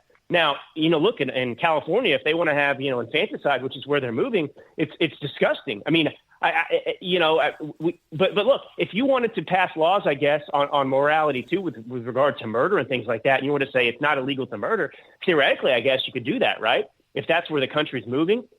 Abortion's kind of similar. Now, the question we have to the difficult question we have to face is, are we really saying, like in Carrie Lake's situation, this is what she thinks, obviously, is we can't win elections if we are pro-life? So sad. Is that where we are? Like, I think she's there. The answer, we have some really deep soul searching. Well, yeah, she's there. Well, a lot of people are there. We're missing, we're missing the God in the whole equation. And that's why I agree with what Trump was saying. The fact is if you take a position, we live in a representative republic, okay? If 70% or whatever the number is of people are not willing to say no abortion, then that's how it works.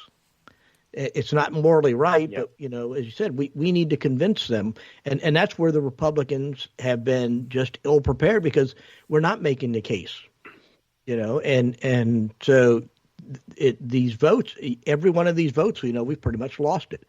And it's not because we're not willing to compromise. And you have to compromise. You have to go, something between infanticide and zero is just where the country's at. That's where it's just this reality. Well, but how can Europe lead the way? And they're like 12 weeks, and we're still I know up to birth. I mean, or after we're trying to kill babies. I mean, it's just awful. Oh, I know we could talk about this forever. I know, John. You know what the problem is? Yeah. Oh, no, I was just saying the problem with the abortion issue is that it's like the two-state solution. The pro-abortion people, the pro-choice people are so radical, they don't want any limits on abortion. So you're actually dealing with like a terrorist situation where you're willing to try and compromise, but ultimately they want to to wipe your opinion off the face of the earth. That's the challenge we have. Right. So switching over to Ukraine, Tom Lee, Senator Tom Lee had a good piece in the Hill this week, and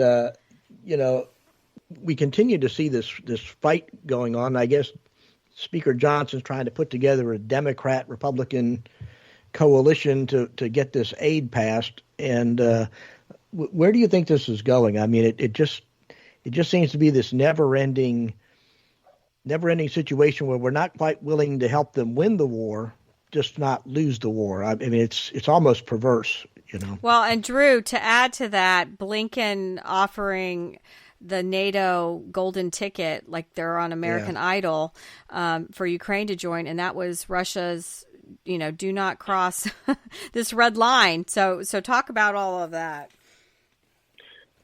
Well, look, when you're engaged in diplomacy, as a country, as a nation, your responsibility is only to yourself. That's the reality. I care about what's in America's interest, and Ukraine's not in our interest. Now, look, you have to understand also the enemy, if you will. And in this case, we look at Russia like an enemy. They look at us like an enemy. And Russia, look, we're in the wrong in the NATO situation. Like, if you wanted to start World War III with Russia, you would bring Ukraine into NATO, because we basically promised we wouldn't do that. That was one of the agreements we made with Russia. Now, this has been talked about by previous administrations. And in fact, a little over a decade ago, Ukraine actually tried to gain membership to NATO, and NATO rejected them. And you know why NATO rejected them? Because they said it was going to be too far, and Russia didn't want it. Because Russia doesn't want, us expanding toward. Now, look, I'm not like a special pleader for Russia or Putin or anything like that, but I'm a realist. And in Russia's case, they have their own history that has nothing to do with us. And for most of that history, they have Ukraine was part of the USSR. And it's humiliating. If you talk to Russians, I went to Moscow once when I was in like 2010, 2011, something around there. And, I was asking my friend these questions, this girl I was dating at the time or something like that. Anyway. And, I was asking, how do people feel about, Putin, how they feel about the Soviet Union and so on and so forth. Now, they had great pride, even though they had communism and they were starving and everything else with the Soviet Union, they were still a large empire, if you will. And so a lot of people still look fondly back, whether it's correct or not, on that period in time. And so they live with a lot of humiliation today because what they view is all these countries that have been basically kind of taken from them. Now it's a delicate dance you're doing. So, Russia in the beginning was always going to beat Ukraine. Ukraine never had a chance. I said that from the beginning. All these people were saying, Ukraine's going to win. And they're never going to win. Russia's the third greatest military in the world. Doesn't matter if they're, what their economy is like and so on and so forth. Ukraine, obviously, they don't even have the manpower. I mean, they're lowering the draft age now to get more Ukrainian men killed. And so you just have to be a realist at some point. Is it worth expanding this thing into World War III and losing American sons and daughters over this conflict over there? Or is it better to force some kind of negotiation and say, Russia, are you going to be happy with this? Okay, Ukraine, are you happy with this? And get in there so that we don't lose have any bloodshed. Those are the decisions you have to make. But we don't have adults in charge. We have some other insidious agenda going on, which has to do with nation building and the Clintons and, BlackRock and all them making immense billions and fortunes off of the rebuilding effort after Ukraine is razed to the ground, while we sit there and watch it happen and allow it to happen in many ways. And that's the reality of what we're facing right now. And Russia's not looking it's not a Hitler situation in World War. That's not what's going on over there. And so, we're just, in my opinion, we just failed miserably in terms of foreign policy. This war could have ended 2 years ago, right after it broke out. But, we got involved and we said, no, we don't want a negotiation. I wish. I don't care. The other side, I look at it from the fact that we're not willing to provide the assistance to win the war. This is where I have a real moral problem with this debate. It's like either, you have weapons like the ATACMS missiles, It's like the U.S. military is scrapping the things, okay? but we won't send them to Ukraine where they would be very effective, because we don't want, because we're afraid it's going to escalate stuff. But then we turn around and we say, hey, join NATO, which is escalating things. I mean, it's like this administration talks out of both sides of their mouth at the same time. And from a moral perspective, they're just getting a lot of people needlessly killed because they're not willing to do what it really takes to win a war. So, and now, I have plenty of friends that have children that are serving now, and they're being deployed to that region. So, everybody's like, oh my gosh, are we going to war? Everybody's like distressed about all of this, from Israel to Russia. So Drew, did you want to finish commenting on that? And then we're going to do a rapid fire with you, because I've got some issues. I just want to hear a quick perspective, because we can't let you go till we've got to hear what Drew says. Yeah. Look, I'm just not interested in losing any American sons and daughters in a conflict in Ukraine. I mean, morally, I'm sad when anybody dies. I'm sad with any conflict, but I'm tired. Like, we're $35 trillion in debt. We can't take care of our own country and our people. Our own veterans deserve better. And so for us to go and get involved in a conflict in Ukraine, I'm sorry. Like, Ukraine is a crappy country. I'm not saying that about the people, but it's a crappy country. And it's a crappy country because the U.S. has made it a crappy country. Ukraine is not a sovereign nation. I'll say this again. I've written about it. They're like Puerto Rico. They're like a territory of the U.S. And we have been involved in keeping that country away from Russia since certainly, after the Cold War, I guess. But we've gone in there and we have actually used the CIA and everything else to overturn election results, to force, kind of pro-Kremlin presidents out of power. We've actually been behind an insurrection in Ukraine. So it's just more complicated than that. And I don't want to see anybody else die. And I think that we as the United States have the power and ability to force a negotiation and come to an agreement that stops this immediately. And you're correct. I mean, we seem to be creating a situation in which this continues to escalate. And our government, has blood on its hands, in my opinion, too. Okay, well, we're going to have some rapid fire now, because we could keep you all day. So I want you to just do quick commentary. O.J. Simpson and the statement by lovely Raggedy Ann out of the White House comm saying they were sorry for his family and forgot about Nicole Brown's family and Ron Goldman's family. Go. Yeah, well, that's par for the course. O.J. Simpson's a murdering criminal, and of course they would be sympathetic with the criminal murderer over the victim's family. That's par for the course for the Democrats. Yeah, they want the black vote. What about the Prime Minister of Japan visiting? I don't know if you saw the footage of Biden like deer in headlights when they were going to the fancy state dinner, and then the footage of darling Biden that looked like a 2-year-old being a Marine holding his hand through the ceremonial event. Yeah. Joe Biden probably crapped his pants in his diaper or something like that. I mean, we witnessed another epic disaster in real time, and they'll pretend and tell us that he's so sane and vivacious and amazing and whatever. We know Joe Biden's wearing a diaper and he's an idiot. Student loan cancellation. Yeah, well, there you go. The Biden administration trying to buy votes, the young people, those, and of course, it's unconstitutional, but he doesn't care. When it comes to the border, he'll make every reason not to secure it. But when it comes to those things that are actually unconstitutional, that he's not supposed to do, he has the determination and will to do it. Okay, NPR that, oh my gosh, they're actually liberal and they're biased, from the editor of NPR. Yeah, I've just never heard anything more shocking in my life, unless, of course, you ever turned on NPR in the past 30 years. Shock. Are we ever going to defund them? That's the question. Will it ever happen? Yeah, okay. And then how's the book going, the sales, and the show on Patriot TV, the Drew Allen Show? Well, it's good. It's another outlet, an opportunity to try and reach people and talk about these things that I'm passionate about. It's another immense amount of time, that I'm trying to find in my life to devote to it. But it's good. The book, I think it's just imperative that people read it. Epic Times did a nice write-up. They did an interview with me last week. It's out there. Whatever. I'm going to keep pushing. It's a marathon, and I hope this book's important.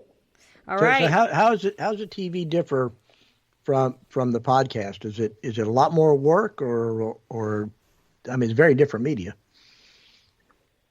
Yeah, it's different. I mean, it's just I mean, I think a lot of the differences are some of the growing pains with a network that's trying to get established and that sort of thing. I mean, I'm kind of still finding, what I want to do with that particular show. I mean, in many ways, I mean, podcasts now are visual too. So, it's just a debate over, how much do you want to be, like a Fox News network show, and how much do you want to just be, like Drew Allen, and do the show how I want. So I kind of go back and forth between, how much I'm leaning into, kind of that network format in terms of delivery and finding a balance between that and just riffing like I like to do. Well, did we miss anything? We know that November's critical and we've got to win, and hopefully they're not going to steal it this time, but it's always a pleasure having you on here, Drew. Oh, well, I love it, and I appreciate you giving me the time and enjoying it enough, I suppose, to keep inviting me back. So I like coming on. Well, we've been joined by Drew Allen. You can check him out on the Drew Allen podcast. You can find on all your social media platforms and then on Patriot TV. So, Drew, we'll have you back. You're our monthly regular. We appreciate you. Appreciate you all. Have a good day. And we'll be right back on Veronica Live.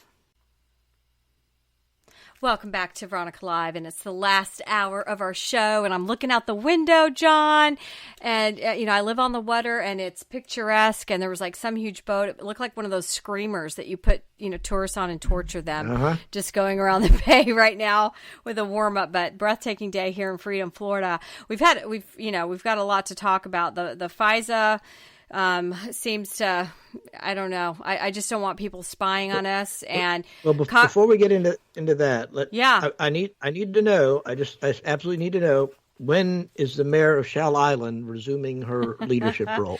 Well, soon, I hope. We took the boat out for Easter when my daughter was down from New York City. We did have lunch at Uncle Ernie's. We froze to death getting to Uncle Ernie's for 30 minutes. So right now, if you put your toe in the water, it's too cold. And we had that horrific storm here this week. Was that 2 days ago? I never get any sleep. It was, of course, more soffit always blows off my house. I've paid to get freaking soffit up. And then my friend was like, she's like, I'm $2,000 already just this year into her screens for her pool. And of course, when you live on the water and you have a seawall, I have these wood planks, and literally, like, I think 8 of them, they always come out, and I have this little beach area. So luckily, for the most part, when stuff goes flying off of my property, it lands up in the beach zone.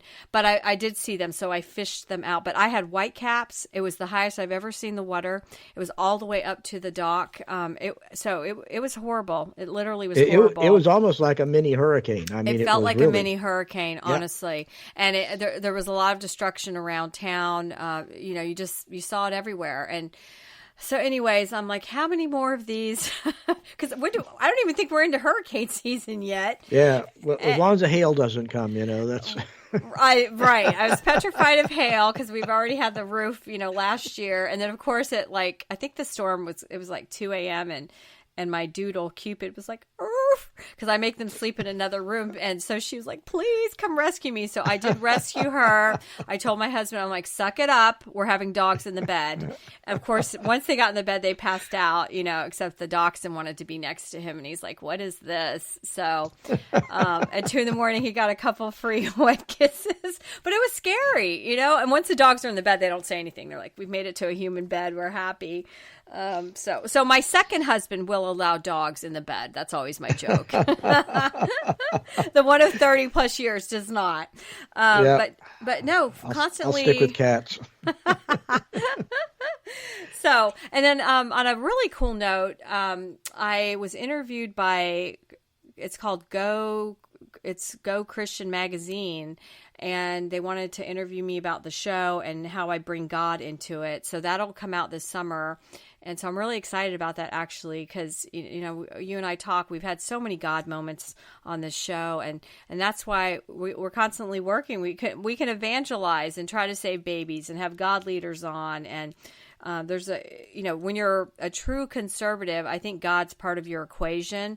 And so hopefully that'll come out in that little article. Well, this entire country is based on the concept that there is a God, and that He's the guiding star, and He's given us our natural inalienable rights, and that's where all this starts at. If you can't get there, the rest of it makes no sense. So you need that foundation, and speaking of foundations, I was glad to see finally the Vatican comes out with a story about sex changes being a threat to human dignity. And I was like, finally, we like something. Well, I don't think the Pope's in charge, but yes. I actually wrote on here, I wrote finally in the afterburner, really big, John. And so the big takeaway, the quote was, any sex change procedure as a rule risks threatening the unique dignity that a person has received from the moment of conception. And it says, describing the human body as a God-given gift. It added that exceptions can be made for medical procedures aimed at addressing genital abnormalities present from birth, which sometimes, sadly, that happens. But finally, we have clarity. So, I was so happy too. If you go back to, I don't know if you remember, I think it was Pope John Paul's Theology of the Body. Oh my gosh, yes. Ever read that letter? Right. That was that's back to foundational concepts. You have to start from a solid foundation of how you view the world and how you view humanity. And like I said, finally it's starting to align. The Mayo Clinic came out with something that was the along other that hot lines story about the puberty blockers, about trying to change sex and the dangers and unintended consequences that come along with that. Well, I commented on X because this week one of the big stories was, Ben Affleck is married to Jennifer Lopez, J-Lo, and they're called Bennifer. And Ben Affleck was married to what's the actress's name? I can't even think of it right now. A famous actress. He had 3 children with her. She used to do like a spy show. What is it? Jennifer something is her name. And anyways, their daughter, the middle one, this week, their grandfather died, so she's at the funeral, and she's been looking like a boy. And so is J-Lo's daughter, too, that used to look like a girl, has been looking like a boy. And so this girl officially came out. Her name was Serafina, and now it's Finn, wearing a boy suit, buzz cut, used to be the cutest girl ever. And so I commented on X. Number one, I was like, why are parents allowing this crap? Number 2, I've had Dr. Flynn, my neighbor, on that used to see anorexia and bulimia all the time. He doesn't see that anymore. He sees this, and I'm done with it. And then, of course, if they say they want to get mutilated, these liberal parents are like, okay, we'll do that. You cannot do that. And they need to start saying, knock it off. And of course, there's trauma in these kids' life. Their parents have all been divorced. Jennifer Lopez goes through men like Kleenex. So these children, there's no foundation there, and probably no God either. John, they have no moral reference to make those kind of decisions. And what's interesting is just this gender change stuff has been going on long enough now that you're starting to see where kids, teens or whatever, that had the gender change surgery, now that they're adults, 10 years later, just absolutely regretting, it's like, why didn't somebody stop me? This, I'm permanently scarred and altered and can't change back to anything. And I wish I'd never done that, And the Mayo article says 24 states have outlawed puberty blockers and other trans care for minors. But then Europe has gotten wise, because UK recently came out and said no. Norway, Finland, Sweden, Holland are like no. And the article also talks about taking these puberty blockers. that they can cause cancer. And having had cancer, why are we doing this to children? It's not fun to have cancer. It's a long road to get to the other side of it. Right. And why would you ever subject children to potentially having cancer?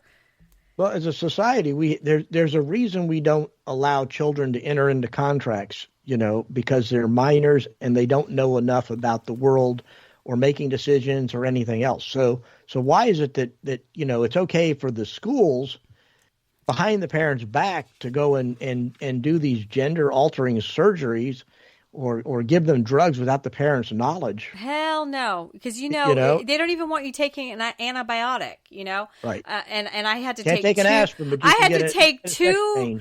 Yeah, two sets of antibiotic when I had COVID, and my stomach is still off. It's been more than a month, and I'm still not where I need to be because it messes you up. And they're saying, and that's the other thing, you can't take an antibiotic, but I can give you a puberty blocker. Give me a freaking break. No. Well, yeah. No, parents need to say no. You're not shaving your head. You're not going to dress like a boy. No, not in this house. Nobody's saying no. They let them do whatever they want. Well, it's because whatever's popular. So, it's like when is it the time going to come when you can't take an aspirin at school without a doctor's signature and an armored truck to carry the aspirin in, but you can go into the nurse's office and say, "Hey, I'm pregnant and I want a what is it? The after what is it? The after what is it called? Day one after pill. I don't even remember the right abortion now. pill that they're trying to make available over the counter for anybody who wants to buy one. Scream no your doctor abortion. needed. Yeah, it's so exactly. out of control. It's so out of control. We just lost our way, and so I'm sad about that. And I don't. The even sadder part is I don't think it's going to change anytime soon. And it's probably going to get worse with the way and then in 20 years, dividing this country up. If we're still kicking, we're going to see all these people that have cancer and all these things, and it's because their parents were stupid and allowed this.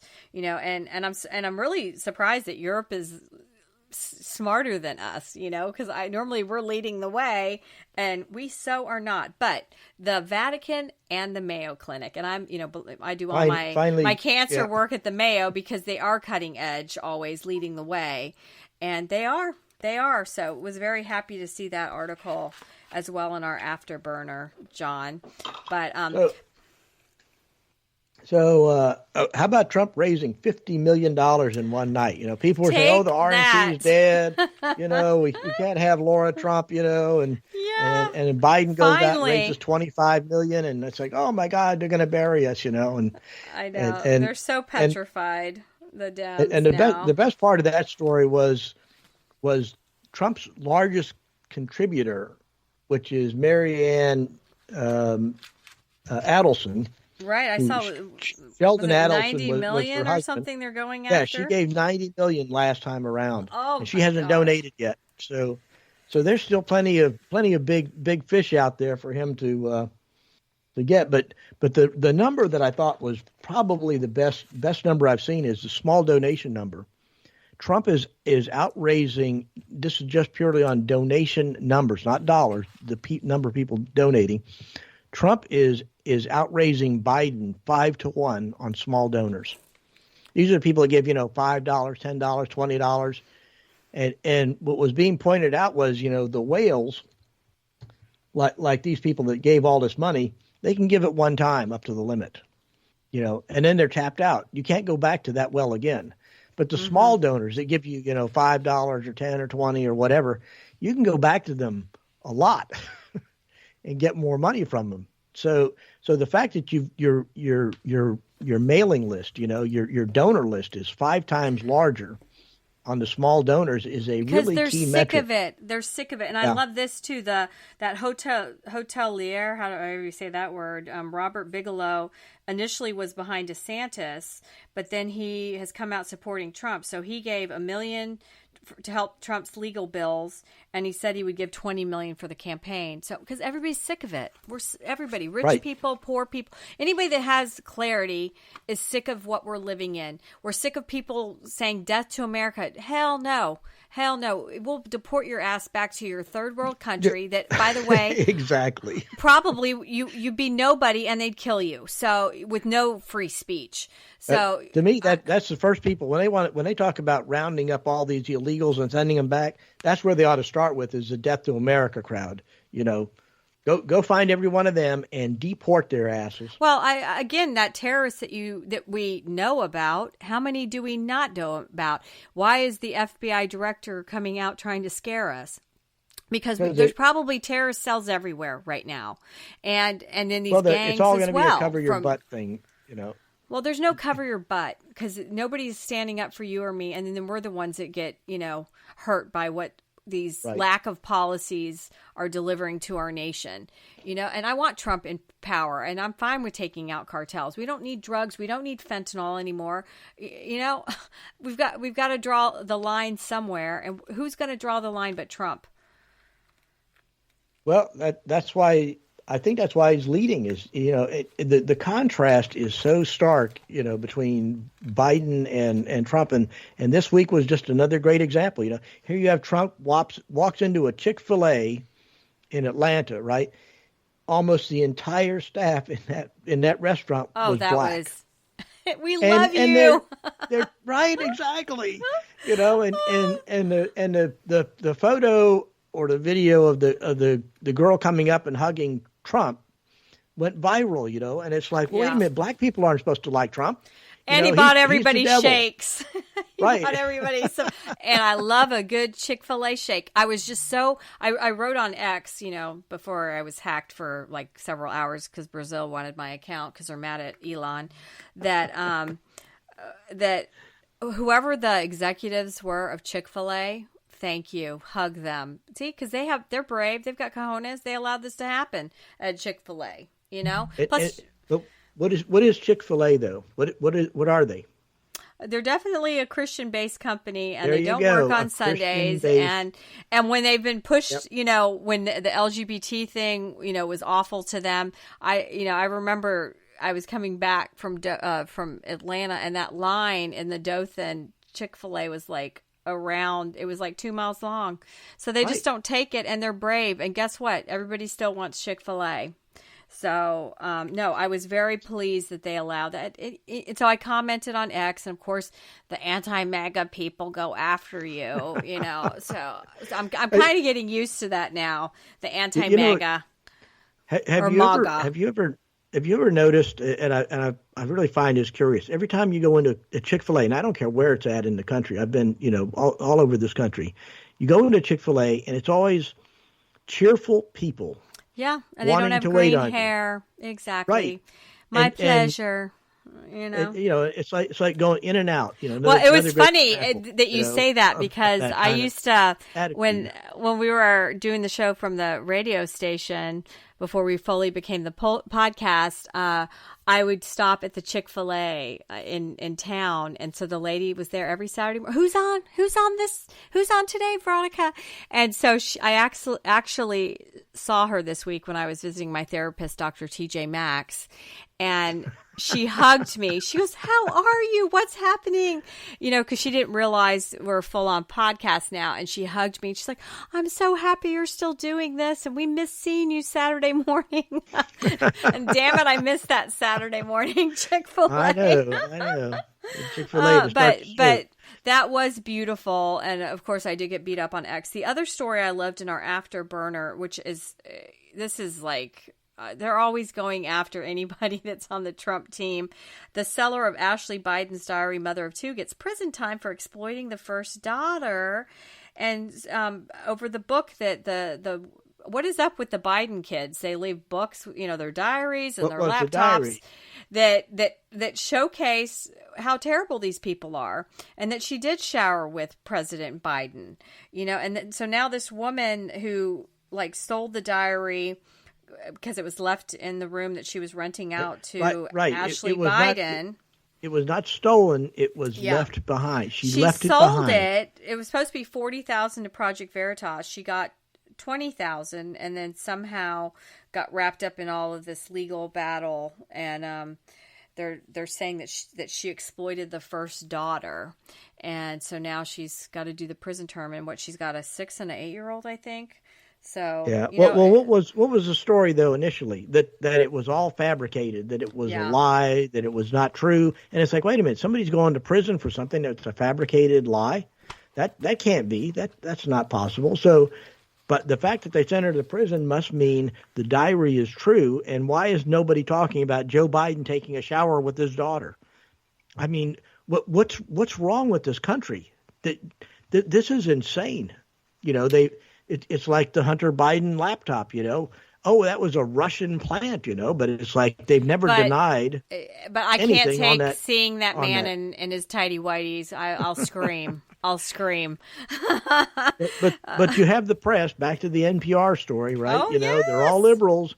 The press is just nothing more than an organ of the Democrat Party. And some of the things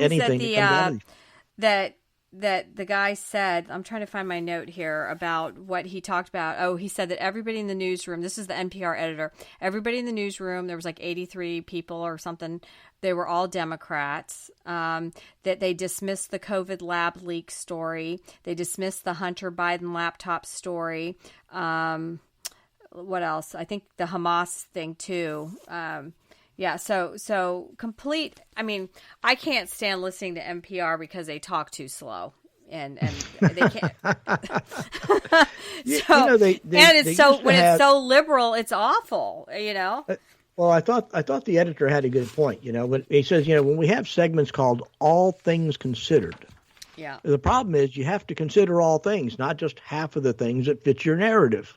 And that's what they've become. They should change the name of it to Half Things Considered, because we're not going to discuss the conservative half of anything.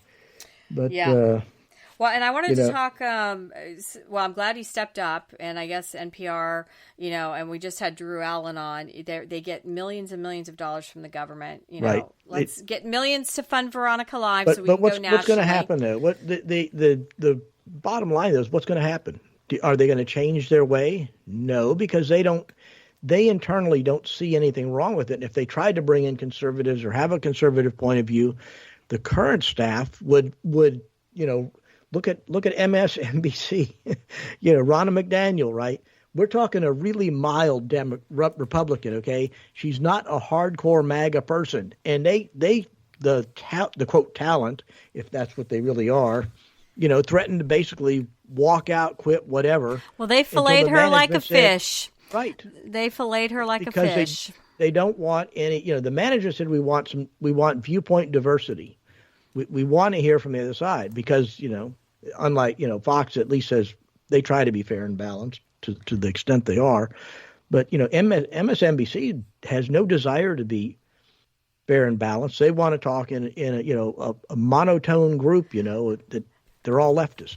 Okay, and I don't know if you saw this, but when I was trying to fix my LinkedIn account that was hijacked by Miss Deutschland of Germany, I follow Dr. Carol Swain on LinkedIn and on X. And so she wrote, not the Babylon Bee. Shouldn't she be taking this class?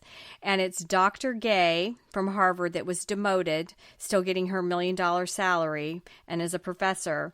And the story is serial plagiarist Claudine Gay to teach reading and research ethics class at Harvard. Can we not even make up this shiza? So I got it. Let me find Dr. Carol Wayne, because the comments are just worth it. You know what I'm saying? Not a comedy, right? That's real. No, it's freaking real, because I went and Googled it, because I was like, what the hell? Because she was like, it sounds like a Babylon Bee. It sounds like a Babylon Bee story. I'm like, what the hell? Let's see some of these comments, because you know they're juicy when you've got this going on. Oh my gosh. It's just astonishing the way the left the left sees nothing wrong with this. They don't see the irony. Well, here are the comments. Maybe they do. Someone wrote, "That's awesome. Good to see Harvard has kept their high standards. No wonder why most who dropped out went on to become successful." To this one, will she also teach advanced irony? And someone's like, Harvard keeps disgracing themselves. And someone wrote, I would never send my children to Harvard with leadership like this in place, you know. And then it says, why wouldn't she? flaunting it and thus teaching or showing the younger generation that crime, DEI pays. Disgusting. They're destroying American institutions on purpose. And then this other woman wrote, didn't she copy you? Well, the label poison ivies is yes, that's a good call sign for her if she was a fighter pilot, and then it says those are DEI ethics, which is no ethics at all, and Harvard's way of giving Americans the middle finger. I mean, the comments are they're wonderful. Get gay gone. The rally cry for 2024 needs to be, we broke the woke. So, and that was a black guy that posted that. Because when I saw this, I honestly thought it was a DEI thing. You know what I'm saying? Oh my gosh. Harvard's just a disgrace. I'm like, and then I wrote, I responded like, who's in charge of Harvard making these awful decisions? And alumni, like, they're snobby. They've got to be pissed. I mean, come on. They've got to be pissed at this point. Well, if they were pissed, they would do something about it, and they won't. That's the problem. Yeah.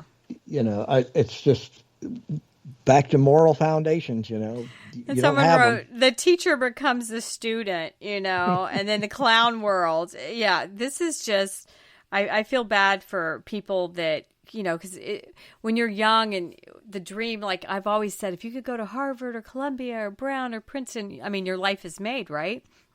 Well, the problem is this is infecting our society. So these people coming out of these indoctrination cells that are called colleges, particularly the Poison Ivy League colleges, they become the government bureaucrats of tomorrow.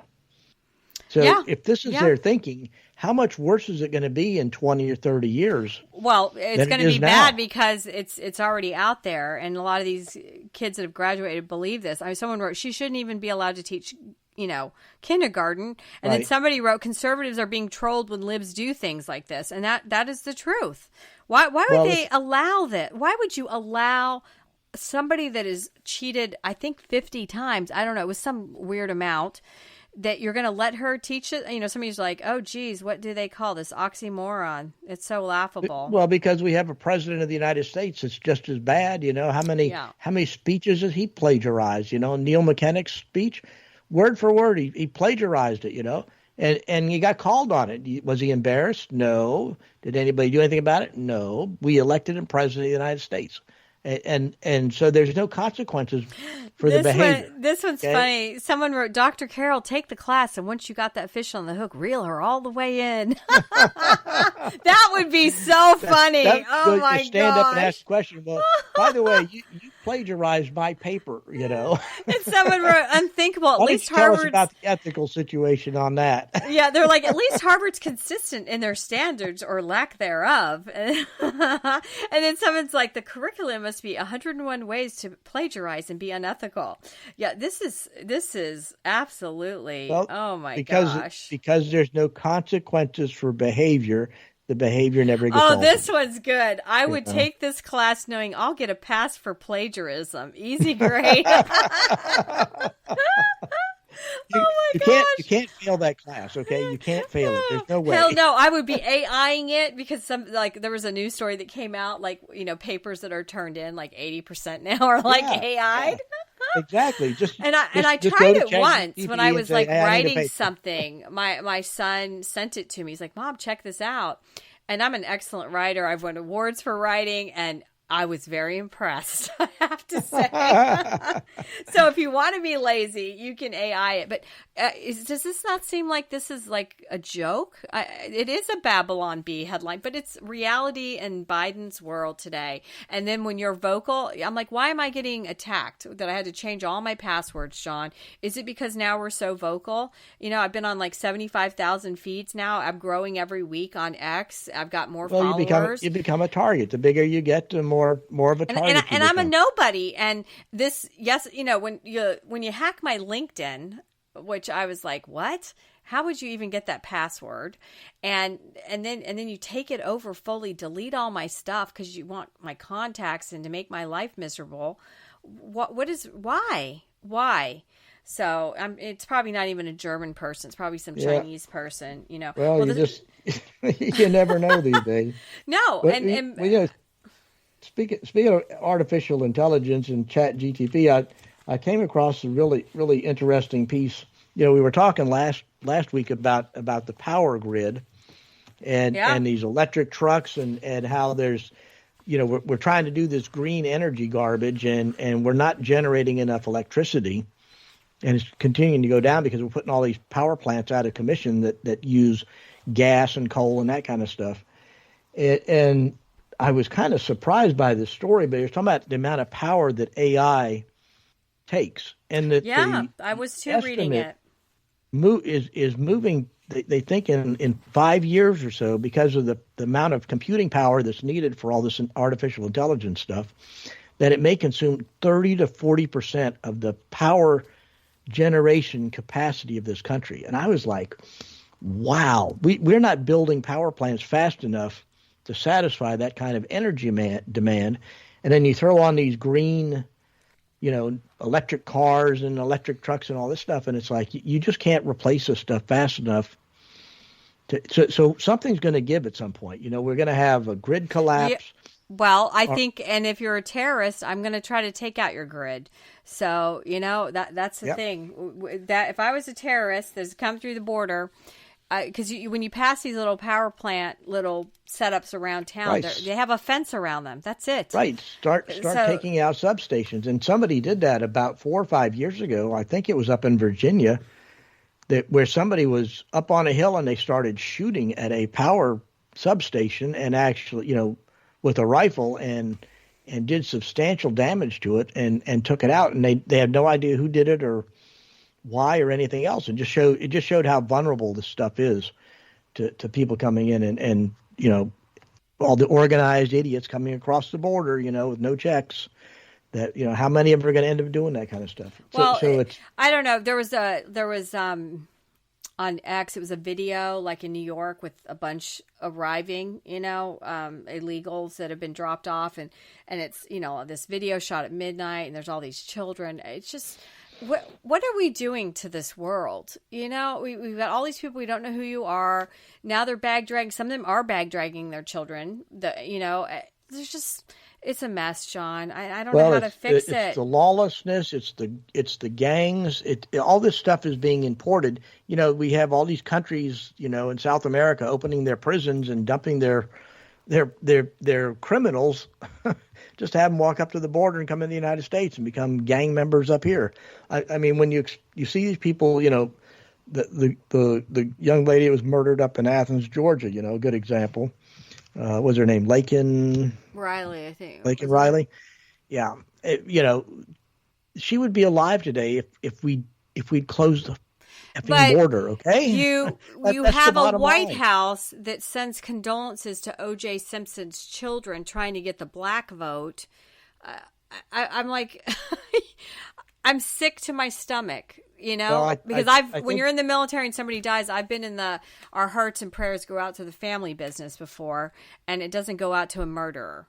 I'm sorry. And then you forget everybody else that was left in the tragic path. And I'd forgotten a lot about it because when the O.J. Simpson thing happened, I was living in Germany, but it was kind of the first time that we all came together and you started watching news outlets. And it was definitely, CNN had been around and was a 24-hour news outlet, but it was like the first time you were in a courtroom and people were playing to the cameras, and then anybody that ever went to that scene of what OJ killed these people, it was like the bloodiest scene ever. It was funny because my daughter wasn't of that era. So she texted me, it was like, hey, OJ died. And then she's like, was he really a killer? Because the youngins don't know. And I was like, oh yeah, he had good lawyers. And that was the other thing that's come out the last 2 days. The narrative has been, it was the first time a black man had good lawyers. And so you could get off,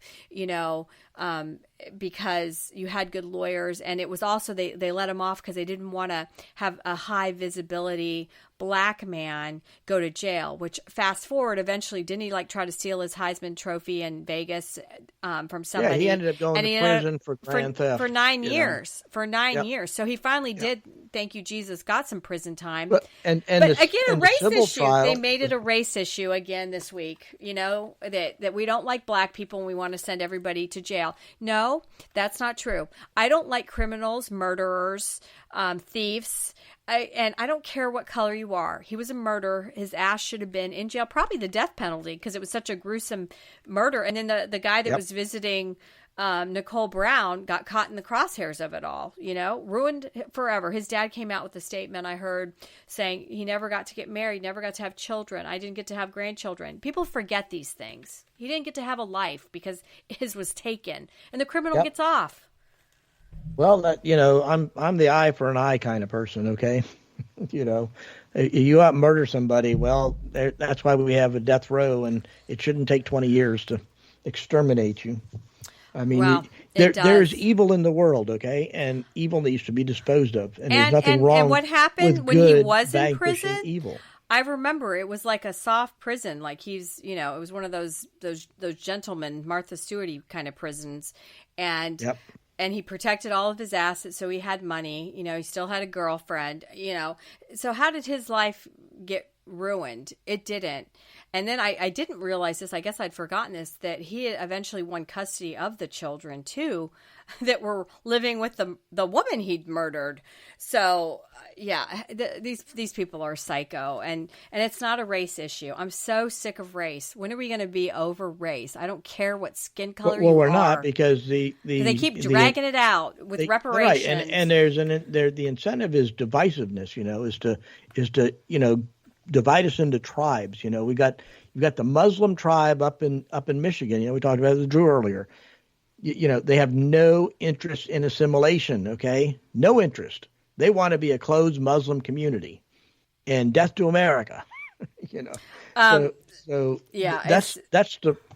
That is so wrong, and it's so antithetical to the American idea that there's no way that America can survive in that kind of environment. Well, you have to destroy it. You have to get rid of it.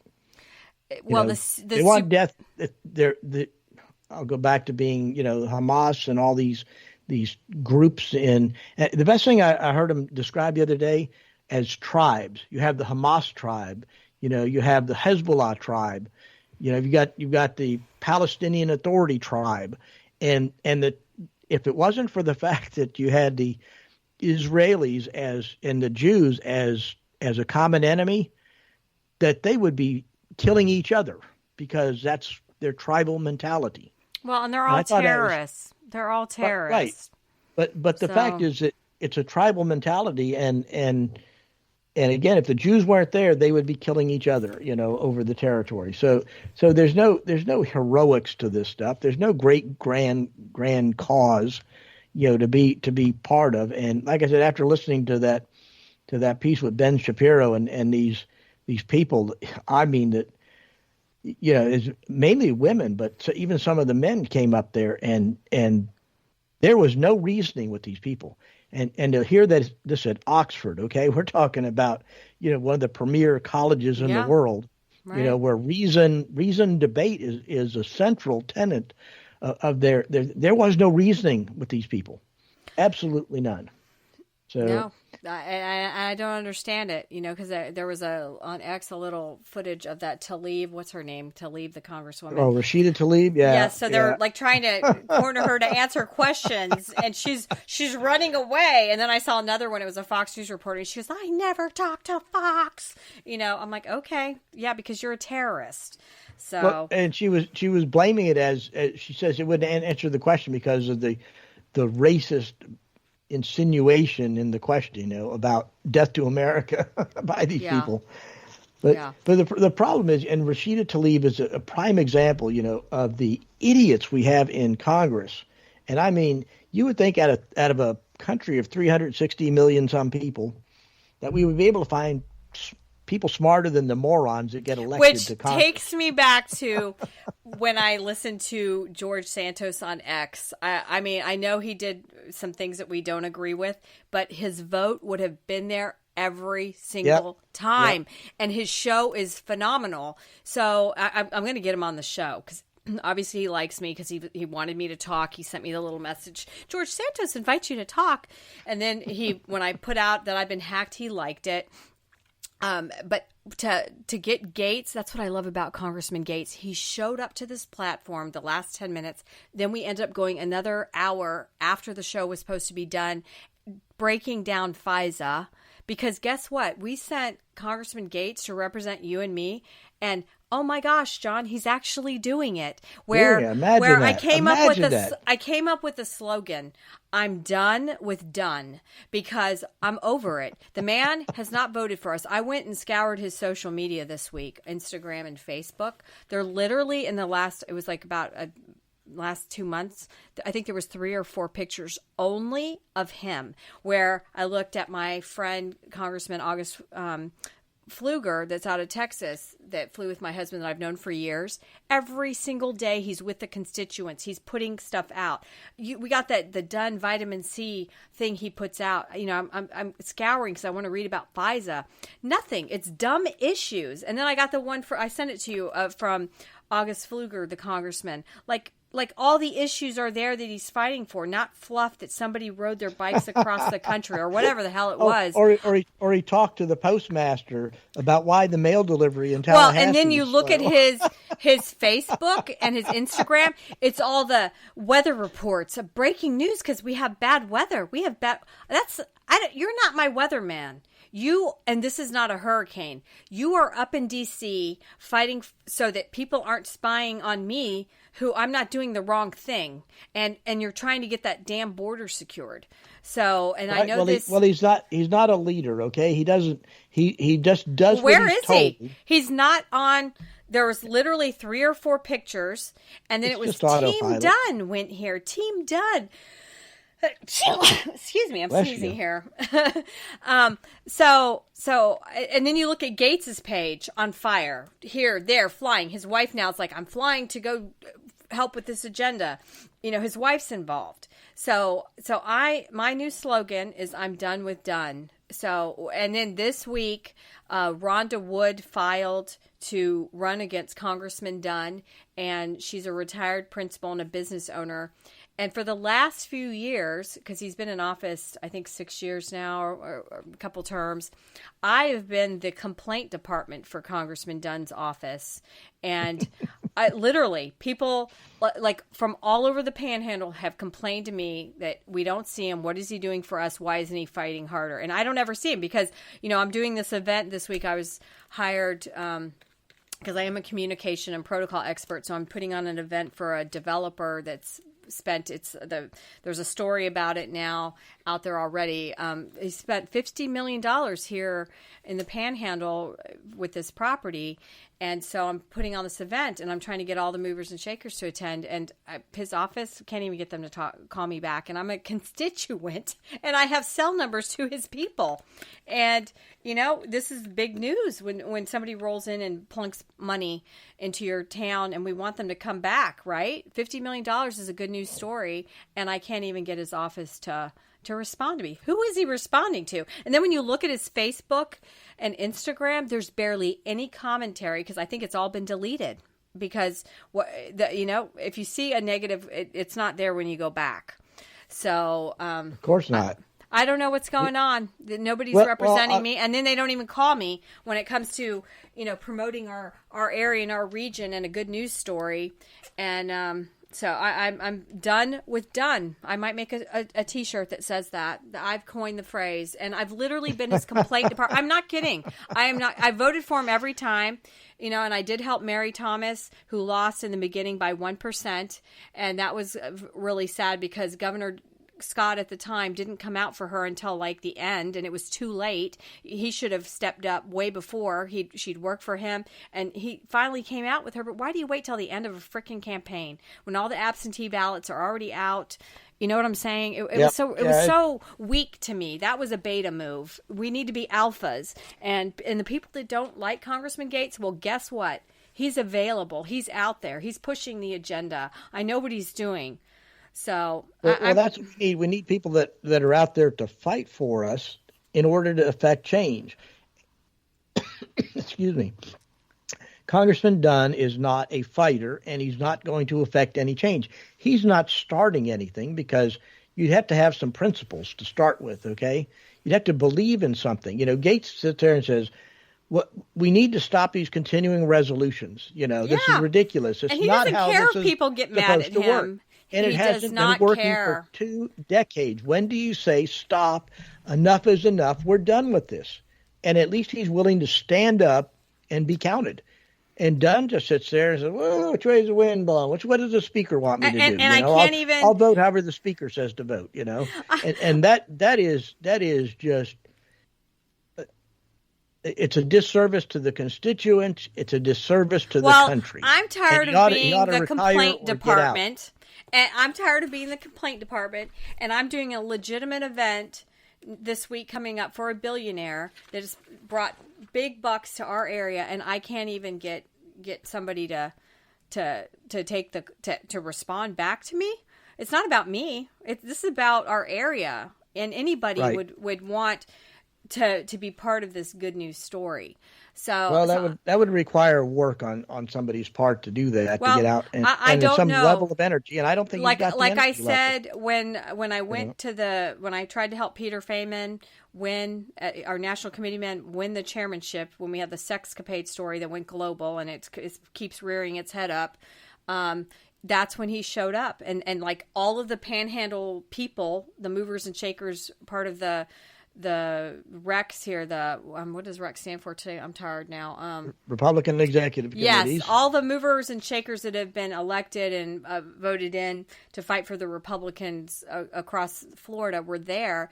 And the Panhandle ones were like, we never see him. Why is he here? Because it was a national story and national cameras were there. And so they didn't allow me in.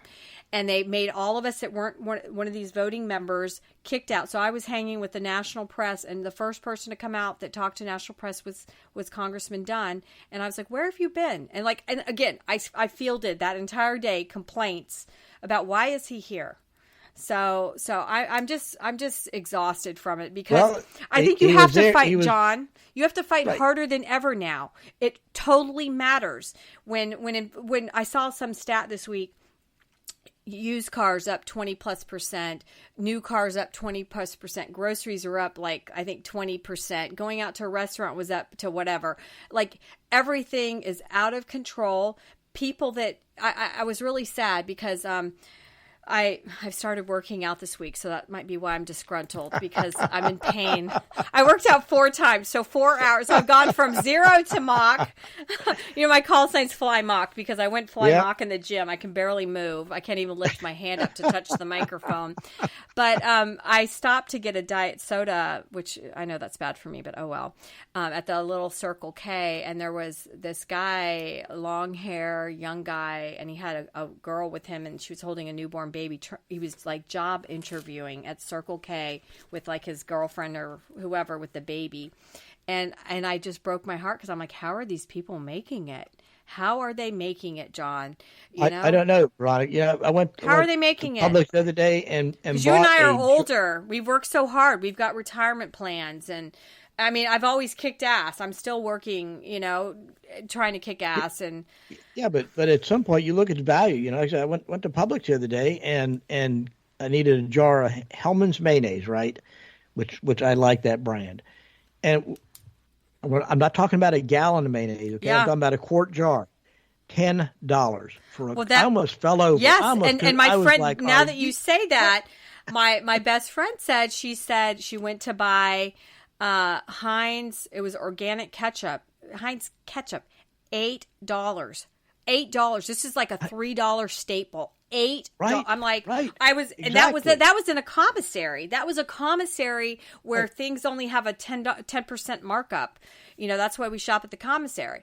So $8 for frickin' ketchup. That's a staple in everybody's fridge. How are people making it? What are they eating? Dirt? Well, the problem is, and they're talking about these. As one of the stories in the stack here is about the inflation thief rises again.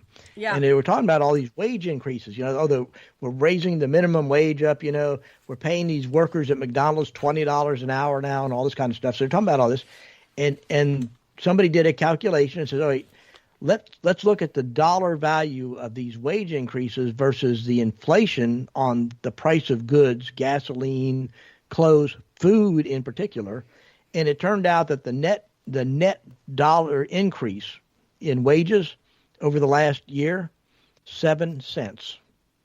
That you're 7 cents an hour better. Everything's out of control, and it's because the inflation is just that it's not stopped. It's that was the big story this week. Inflation. The Fed is not going to cut the interest rates this summer because the inflation rate is back up to 4%, and that's the government understating it by almost half of what the real inflation rate is. I know you're always because my numbers of the way the guy. I love it. Well, like you said, you go to the store and you're literally scandalized. And, luckily you and I have worked hard that we can afford an $8 ketchup, but I don't want to pay. I want to pay $3. Well, the question is, Veronica, how much longer can we afford? Well, and that's the thing. What happens when we fully retire? You're definitely living on a budget and you can't afford everything to be $8.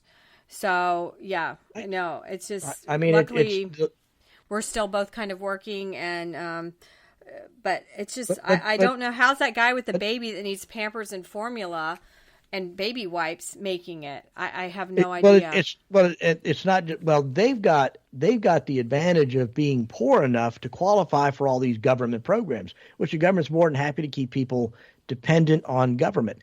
The people that are really getting slammed are the ones that can't, that are the low end, okay? The ones we call the lower middle class. Yeah. It's like you make too much money to qualify for the government programs. And believe me, I've been there, okay? Been there, done that.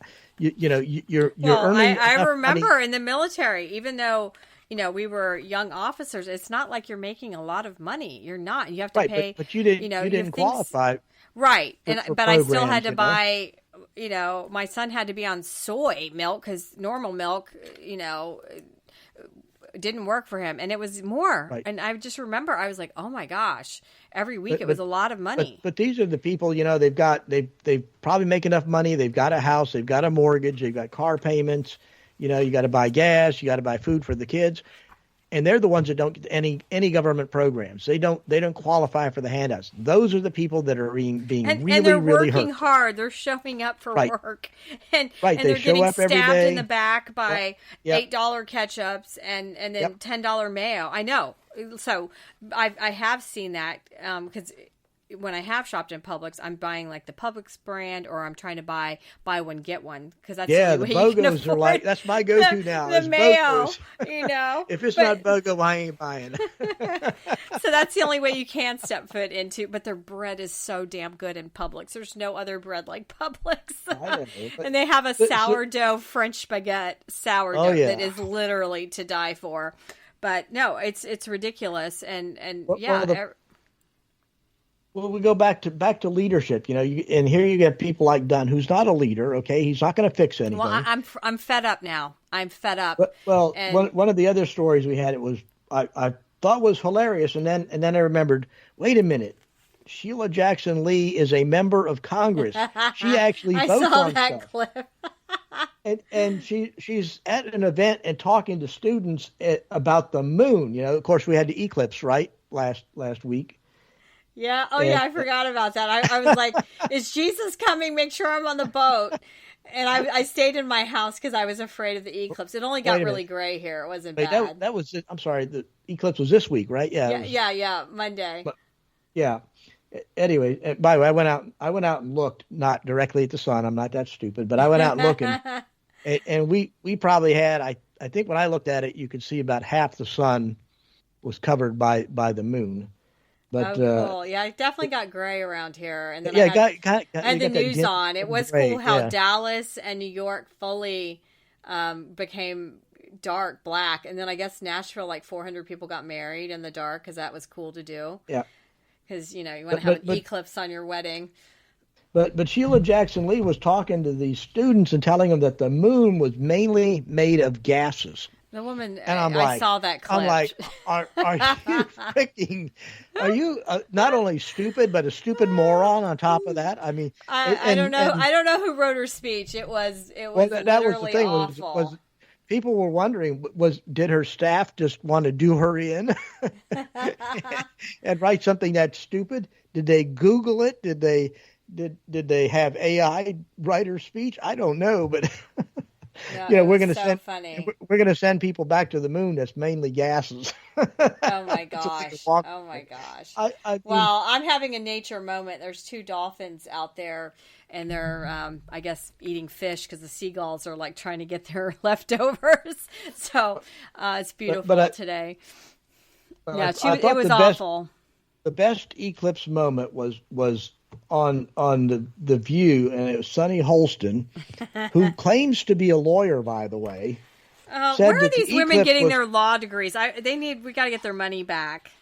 I know. Kamala Harris is another. You got to wonder how did that woman ever get anywhere near a law I don't know. school? And it was bad this week too, because that was another one of my ex comments that went viral. That the law school called and they wanted her degree back. So, but here you had Sonny Holston on the View saying that the eclipse was caused by climate change. I mean, how freaking stupid can you be? And then to listen to Whoopi and the others try to rescue her was even stupider. I was just and she just are these people not embarrassed? Do they have any capacity to be embarrassed about what they say? Justin, a Fox News story: 10 suspected illegal migrants busted for child porn at Texas human smuggling stash house. Oh, and it looks like a really nice house, John. Oh my gosh! So this is your neighbors now. They're making child porn next door. It's a beautiful house. You can't even make this up. Well, the last story I want to talk to you about before we talk about our about not my working out 4 times and I can't move. Now, please don't tell me you went to Planet Fitness. No, actually I went to another gym because I needed adult supervision. Actually, in one of the classes, it was 2 classes. 2 of them that I did were with ladies that were much older than me, and they were fit. So I'm fat and trying to be fit, but they were actually. I was quite like going wow, and I always when I do go to the gym, I bounce back quickly. But I can't move today. It was hard to lift up my coffee cup, Time for a couple of leaves, huh? Yeah, it sucks to be old, man. Because all these other people are going to get their little Ozempic. I mean, that would definitely be the way. Instead, I go and torture myself with barbells that I'm trying not to hit on my head. So I heard somebody say that about Washington that the Ozempic use in Washington was like some crazy number. Well, even what's awful is that even skinny actresses that were already skinny are taking it and they're looking extreme now. So that's going to be the other crazy part is that what's going to happen to all these people that have why are they taking it when they're already skinny? Oh my gosh, these 2 dolphins are absolutely breathtaking right now. They're so pretty. But anyways, I wanted to talk about the Esper former military leaders should stay out of Trump immunity debate. And I see Esper, he's always on CNN and he does come on Fox News. So, I wanted you to talk about your thoughts on that story. I agree 100%. When I heard that these former admirals and generals and senior DOD guys sent an amicus brief to the court about presidential immunity, I was stunned. I was past stunned. And just reading what they said was, but I know treason is an overused word, but it was certainly right up there with that stuff. And it was dangerous for a country where the military is governed, and you and I both know this, okay, former military, the civilians are in charge. The military is not to intervene. It's not designed. We're not a third world country where we have some junta, or junta or whatever you want to call it, that decides, hey, it's time to depose the government. We don't like the president or whatever. We're going to use the military to go in and basically declare martial law. So we've got laws against it, and the tradition has always been the military stays out of politics. Okay, I don't give a damn if you're retired or not. If you're retired, you're getting a pension from the government, as a military person. And if I recall correctly, our flag officers they're on they're on some kind of inactive reserve duty, right? Well, So every officer is still on military. inactive reserve duty for several years, actually. Right. I think it's like 10 years. So, yeah, why are you politicking when you shouldn't be, That's exactly right. And it's like, you want the pension, then you play by the military side of the rules if you want the pension. People are doing whatever they want. They're definitely doing whatever they want. Well, so on X, this was pretty funny. But to me, it's dangerous. It's dangerous to have the military play in these games. I agree. And you know my position on this stuff. Back when Miley, sits there and says, "Hey, I called the Chinese counterpart, and said if Trump tries to launch a nuke, I'm going to stop him." Oh, I can't. I'm still scandalized by that whole thing. I can't believe that happened. No. But I can believe it when you have a politicized military. That's what happens. That's the danger of this, and I don't understand why people don't see it as dangerous. Yeah. So to me, that whole thing about the president should not have immunity for presidential actions that he takes as commander in chief is astonishing for the military to say that, because now they're questioning. I agree. They're questioning his authority. They're questioning his authority over them, and that's where you get the people like Miley saying, "Hey, I'm not going to. If the president orders a nuclear strike, I'm going to override him." That's the dangerous part. And to have any military officer ever utter the words, to me, 10 or 15 years ago, it would have been inconceivable for me to think a military officer could utter those words.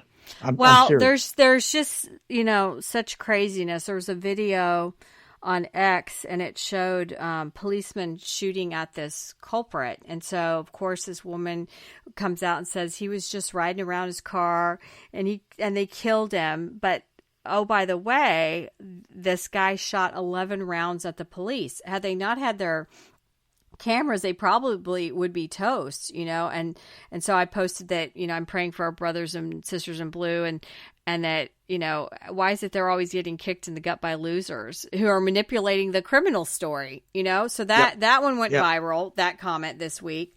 My other one was the video that we've been talking about throughout the whole show of Biden coming out with Jill in her fancy dress and the PM of Japan and his wife, and he literally looks like he's lost, and he's like, his eyes are huge, and he's like, where am I? And you'd think like a photo op, when you be talking to the PM going, oh, we got to smile. And then when it's over, he didn't even talk to them. And I wrote, oh my gosh, so past Biden's bedtime. Every day I feel like I need to rescue him from this elder abuse. Honestly, it's getting worse and worse.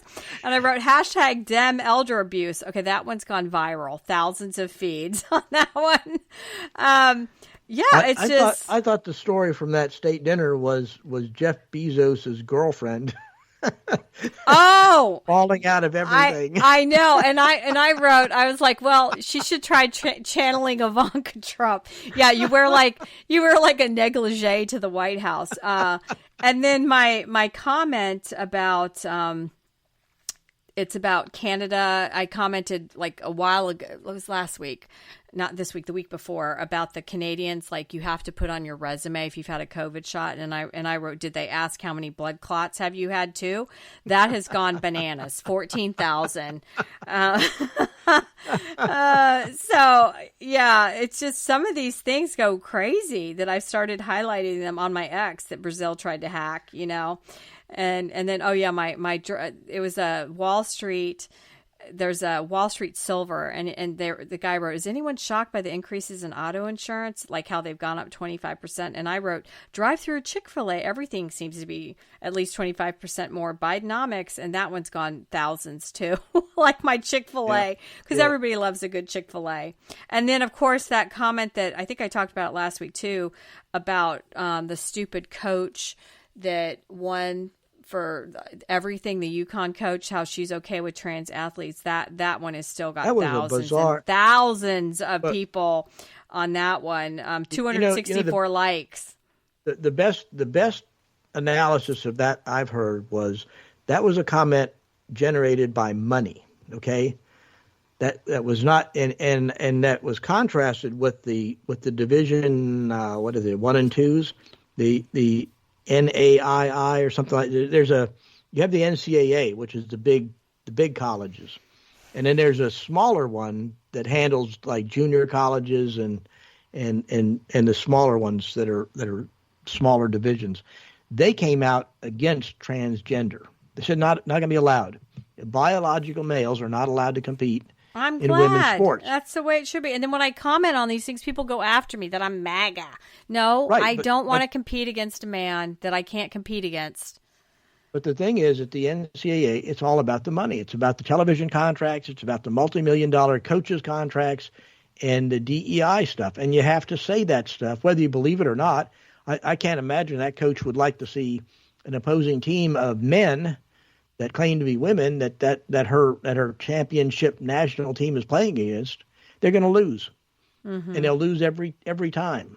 So, does she really believe what she said? I doubt seriously if she believes what she said. I think she was forced to say it for political correctness. And it's sort of like the LSU story about them leaving the court, for the national anthem.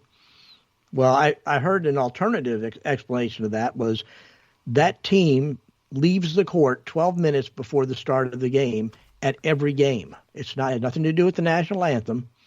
They go back and they get their head together before the game, and then they come out right before the start. And the national anthem had nothing to do with it. But that story is not reported. What they're saying is, they were disrespecting the national anthem. They walked off the court on purpose. It's like, no, we do it for every game. Okay. If they wanted to play the national anthem after we came back, they could have done that, but they didn't. They played it while they were gone. Maybe they need to reevaluate because athletes normally are out there with the national anthem. So I understand that, but I also understand the team having a. But no, I had not seen that story of that before. And if that's what because that wasn't in any of the stories when it went viral. Right, that's what I'm saying. That's the thing. The viral part was because they were disrespecting the national anthem, and it's like. And then you dig into it, and it's like, no, we do this at every game. We didn't do this at this game on purpose. We didn't know when they were going to do the national anthem, and we certainly wouldn't have done it to disrespect it. So I have to take them at their word. If they do it at every game, then they do it at every game. It's okay. It's a consistent thing. I think they need to reevaluate that and come out for the national anthem. That's what every athlete in every sport stands for. I agree. There should be no. Right, there should be no sitting or whatever disrespecting the national anthem. Well, I do want to wrap with the political cartoons of the week. You always pick such cute ones, Sean. that make my heart flutter. The first one, and I don't understand it fully, all of it. I understand part of it. You'll have to explain something here. You've seen Planet of the Apes? Well, I tried to, but my son was scared, so we had to leave the movie theater. Okay. But I remember seeing it as a kid on TV. Okay, so they have a new Planet of the Apes movie coming out. Okay, and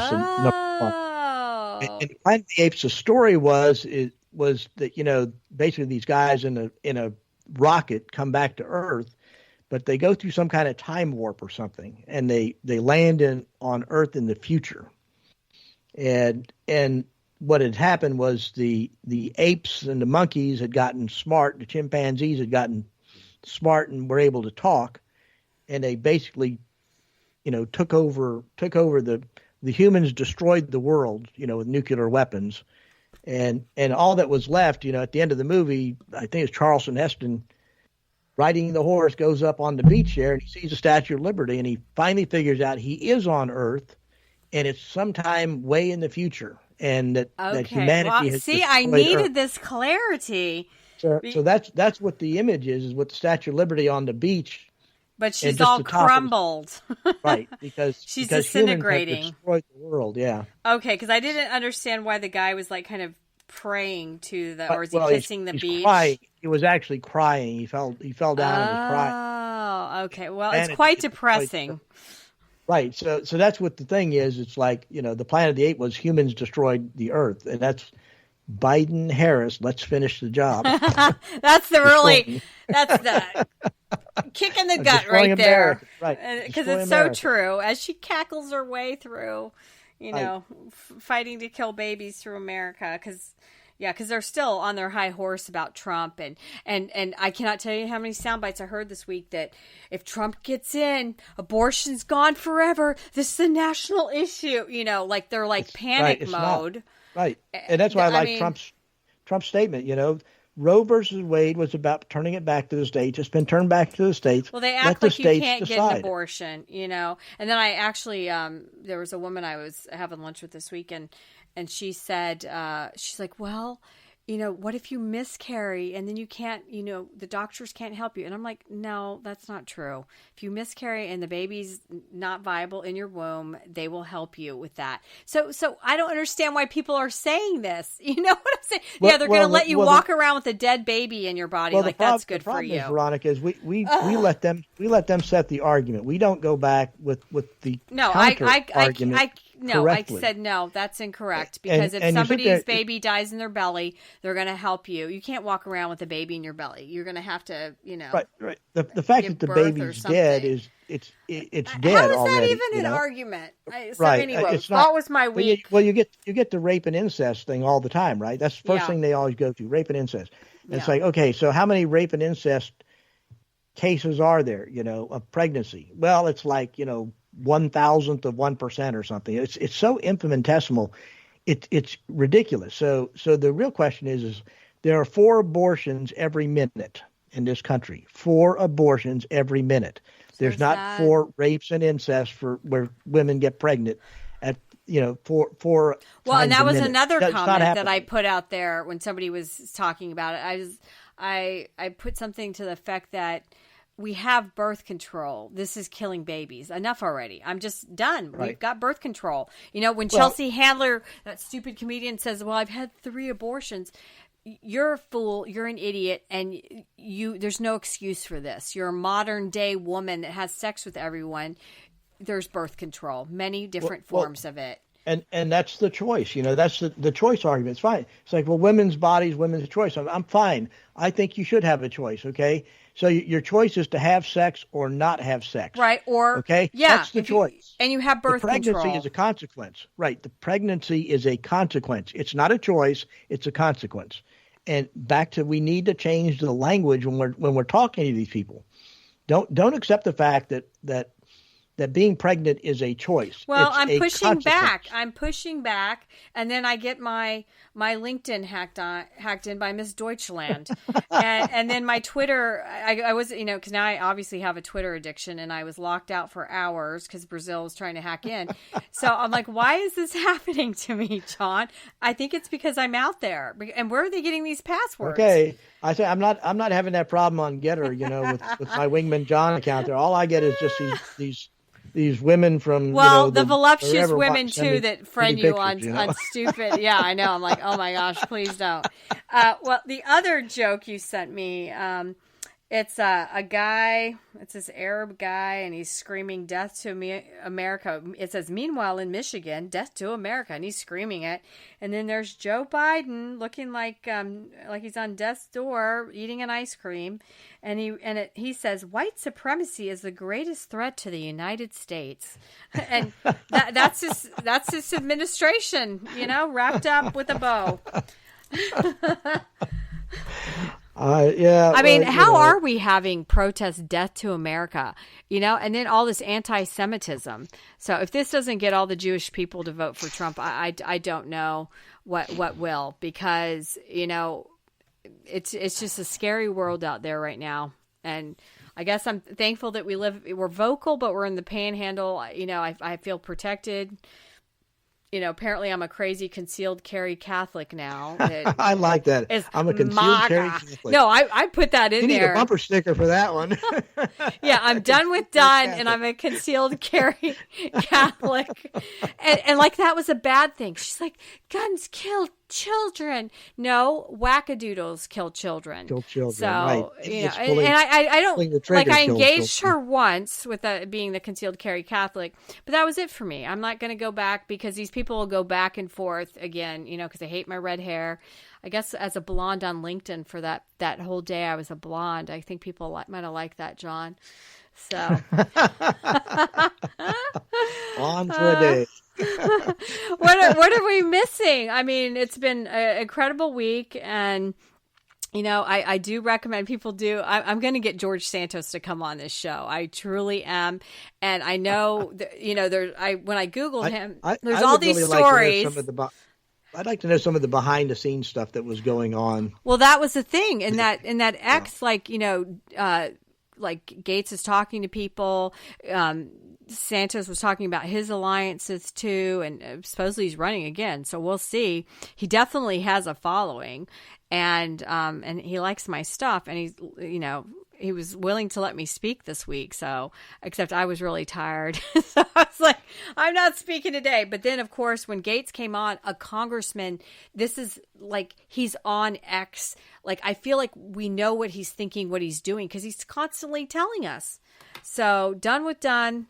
And, and you don't even call me back as a constituent.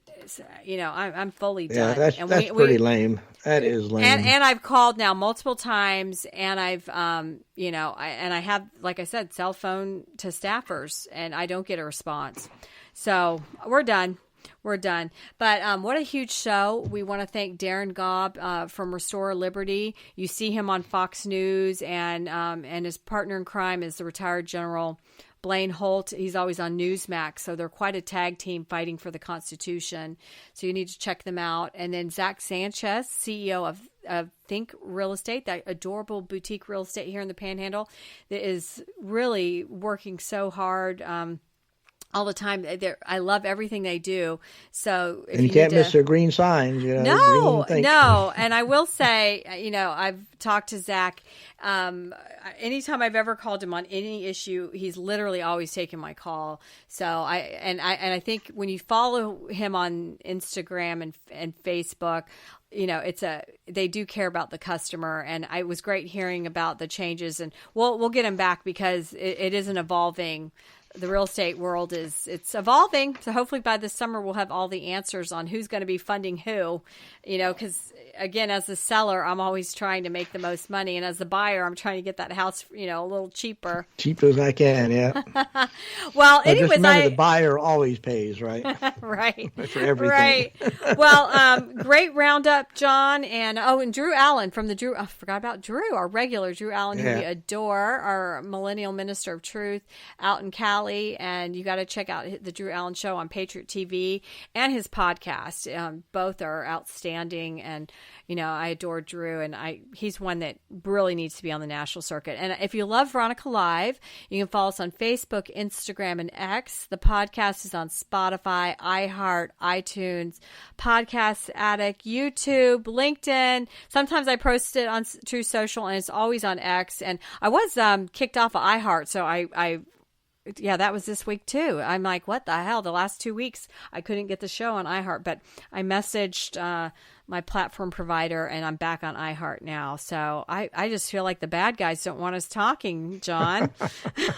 Well, and we need a sponsor or two, or patrons or something, Yeah, because we definitely this show needs to go national, and we always do have the big guest, and we're fighting the fight for you, me, and America, and making every seat red, and of course the unborn. So check us out on Veronica Live, and John, we'll catch you next show for sure. Have a blessed week, and go enjoy some Freedom, Florida sunshine. I think I'll hop on a plane and go fly. Okay, Veronica Live out. Thank you.